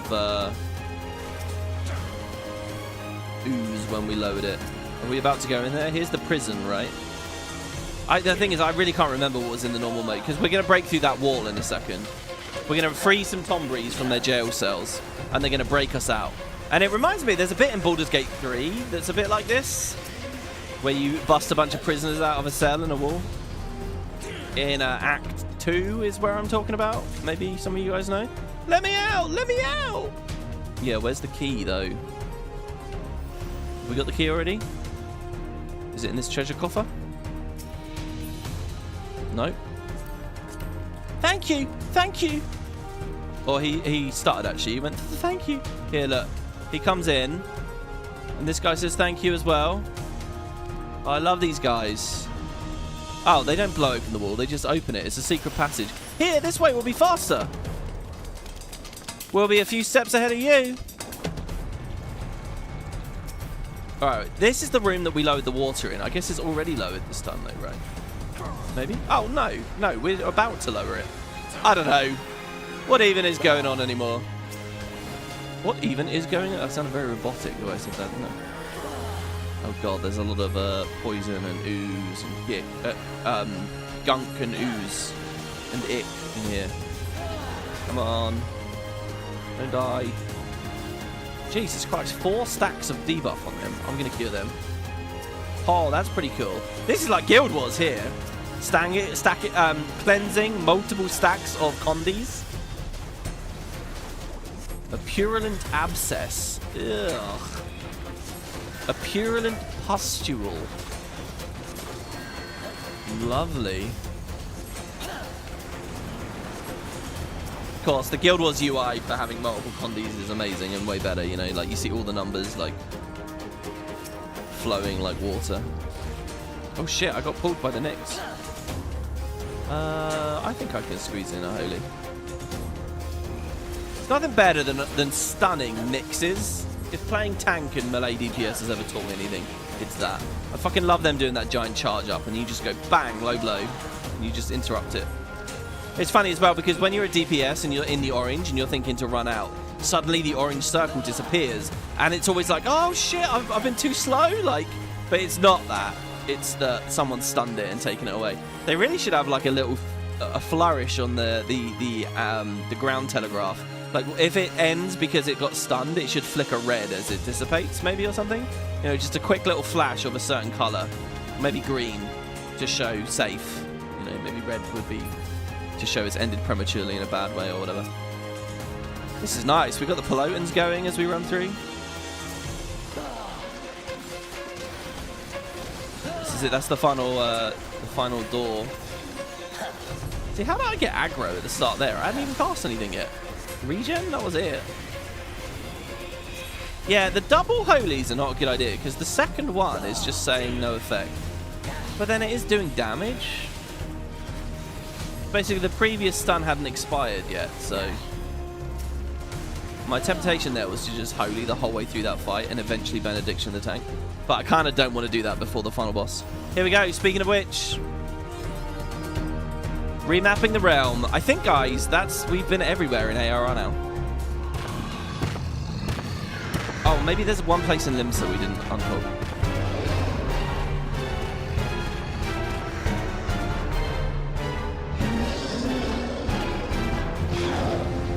It has 2 heads. I didn't realize that this race had 2 heads. This is very 12, you know, when you're escaping from the prison, I feel like. This is like the arena bit against the banger. 2-headed mammo jewel, a very important thing. Are they really? I see. We smashed them, brother. Into pulp. Yes, into pulp. Funny. Oh my god, he hit him hard. That part of BG3 was a major pain in your ass. Oh god, looking at chat while I'm in an AoE. Let's see what the what? Oh, come on, I was so out of that. Okay, yeah. See, so here. Oh fucking hell, it's too hard. To hold a conversation and do this. Oh my god, I'm nearly dead. Wait, am I doomed? Certain death when counter reaches 0. How do I cleanse this doom? Oh my god. Oh, how am I in that? Come on! Oh my god, I'm not going to be able to cleanse the good doom. I don't even know how. It can't be a Zunid. Oh, I'm dead. I've been raised. But what's the mechanic with the doom? Do we have to break one of the standards to cleanse the doom? Is that it? Usually in roulette, you just... This poor guy, I'm trying to get close enough to benediction him. I don't know why I'm avoiding the... See, that's bullshit. I cast it on him. We saw the number. We saw it healed him for 6,000 health. But he's dead anyway? Tell me how that works. How did he get healed? Alright, let's just redo this. I've basically decided this has gone bad. Yeah, do we have to kill the idol to cleanse the doom? What is this? Rotting lungs. Sorry, guys, I played that terribly. Yeah, that was a lot of magic vuln there as well. Tyrannic Blare. Healers can remove doom by what? By healing the target to full HP. Oh, that rings a weird bell now that you say that, actually. I believe I remember that trivia, even though I've never played a healer. For some reason, that's ringing a bell. Is that a common thing in the game? So, hold on.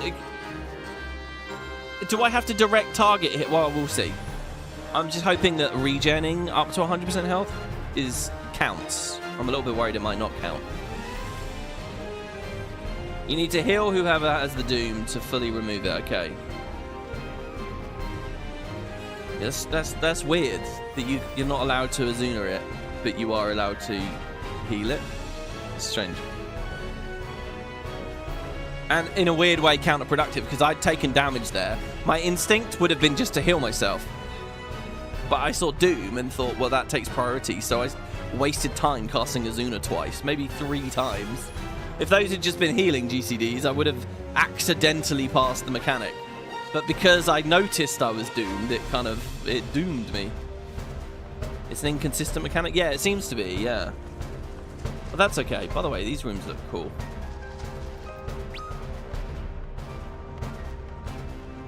Blue Mage can't be doomed. Blue Mage Doom can't be removed. Can Blue Mage Doom... I used to play some dungeons with a friend, and he had this crazy Blue Mage ability where he just froze everything permanently. Everything was just always... perma-stunned, perma-full dead, basically. Alright, I've got to pay attention here, because that is very quick animation. I've got to jump out of it fast. In fact, what I'm going to do is I'm going to stay standing near the boss. You guys might like to as well, because that cone is kind of brutal, and I don't really want to be...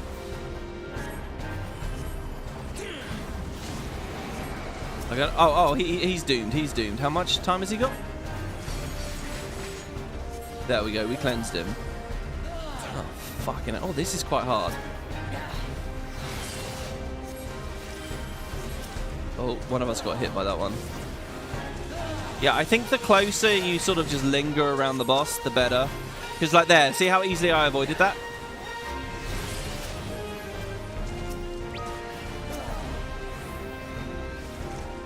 Blue Mage has maybe 6 ways to instantly kill enemies. In dungeons though, right? Okay, we're killing the idols, it looks like. I'm not sure why. Oh god, this guy is doomed. Oh, this one's a tough fight. I have to focus on other players a lot more than normal. Oh, I think they both got hit there. No? Oh my god, they didn't. It's funny, I was thinking they'd get snapshotted, but obviously that's not how it works. I'm seeing after the lag has already affected them.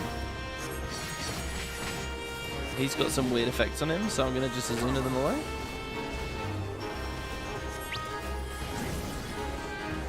Dungeons and open world. Lots of enemies can instantly die. Yeah, I'd love to play this. Let's redo this LP, guys, now. Now that we've done it once, alright. We can do it on Blue Mage now. What do you guys think? The whole thing again. I already feel like this series has probably been a bit too long.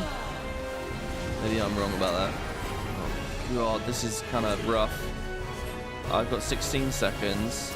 I need to full heal myself. I've also got to keep him alive. Benediction, made it. I've also got to manage my MP. There's the 2 Azuna cleanses. Oh my god, he's still so healthy. I feel like I'm really close to bottoming out here. I'm going to just leave those debuffs on that guy.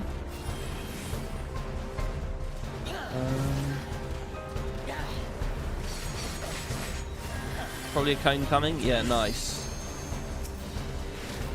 We got LB2. And refresh that regen. Alright, I think we're okay. Mana is a bit dicey. Oh, don't do a cone now. Oh, mind you, I got my Q back. So that's fine. Oh, that guy's been doomed. We did a very quick lucid dreaming there. That's good. He got it cleansed instantly. LB2, anyone? There it is. And there you have it. That's all the ARR dungeons, guys.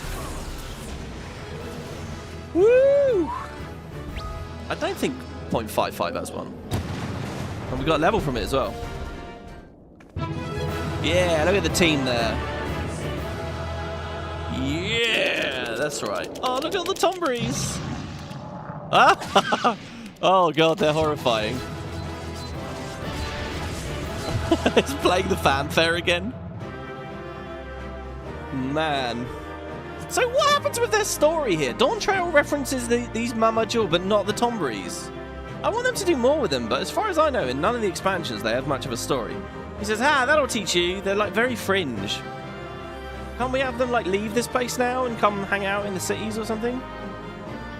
I'm really disappointed there was no big Tonberry in here or like a new king. I would have loved to have fought alongside a giant one. You know, it's like in Halo 2 where you finally get to fight alongside like various Covenant forces and it's like, oh my god. Whether that's because you're playing as the Arbiter or later in the game or whatever. Big Tomberries are the best Tomberries. But there you go. Guys, you were amazing, honestly. I think we played some actually kind of tricky stuff there. And you all did awesome. And, you know, I'm sure I held us back in some ways with my healing there. But we got through perfectly fine. Thank you, everyone. That was so cool. And the matchmaking was quick. Everything about that was brilliant. Thank you all. There is one more big group piece of content to do in 2.55. I believe we'll want 7 allies for that one. Yes, we've done all the trials. Yes, we've done all of the extremes.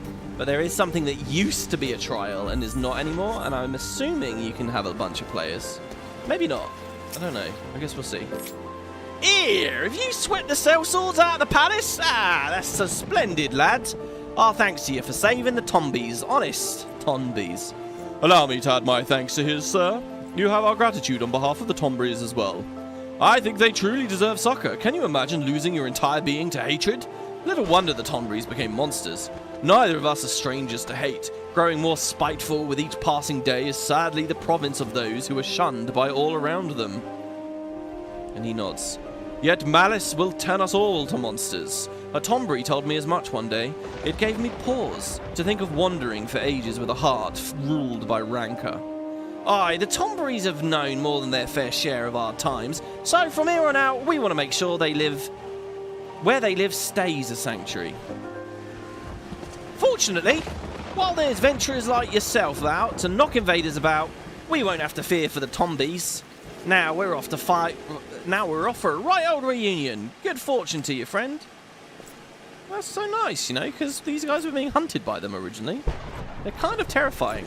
You know, I've said this before, guys, and I feel like I get judged for this a little bit because I've read a lot of reviews on this and people have laughed at the film.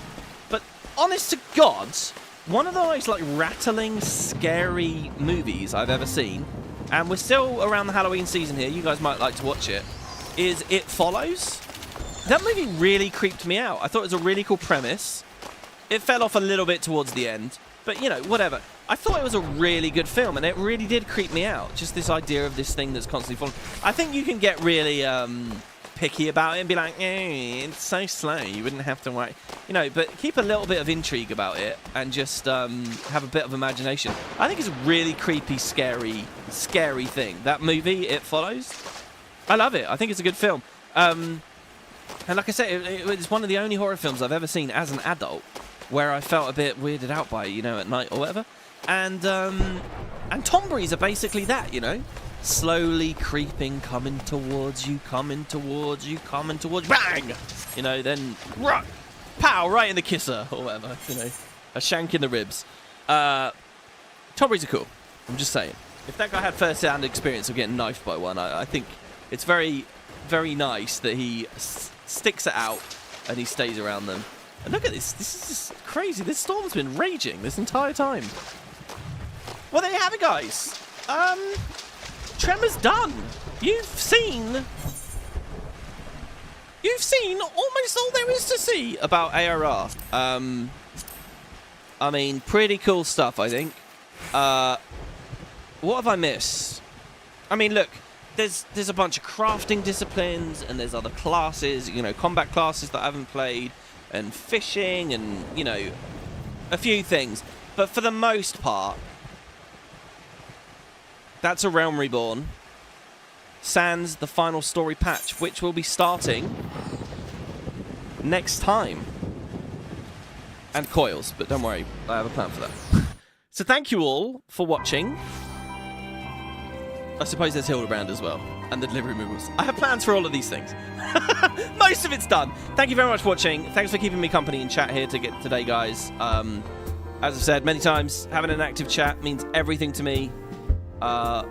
So, look, I know I sometimes miss it. Thanks for talking, not just to me, but to each other, keeping the conversation going. Honestly, these would be awful to make if you guys weren't there in chat and continuing along. And anybody who's coming along as well, who's not able to make it live, the comments that you're dropping afterwards. I actually haven't seen a comment from T.S. Bulmer for a while, which is, so I guess maybe he's got other things going on. But thank you, everybody. It's been wonderful. Join me next time for the finale, with an asterisk or two. But basically, yeah, the finale of the Let's Play on the very next part. That's 2.55, and boy, does that have a big cliffhanger for Heaven's Ward. Thank you all for watching. Have a wonderful evening. Take care of yourself. I did just do /wave, but he just changed pose.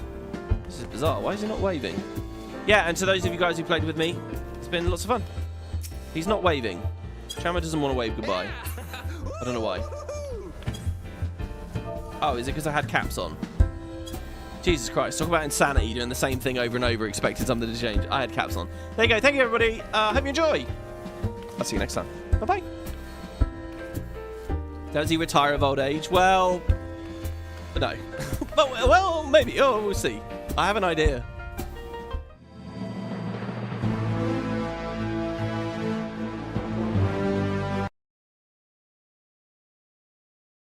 Ah! Oh, look, we had the audio in-game there.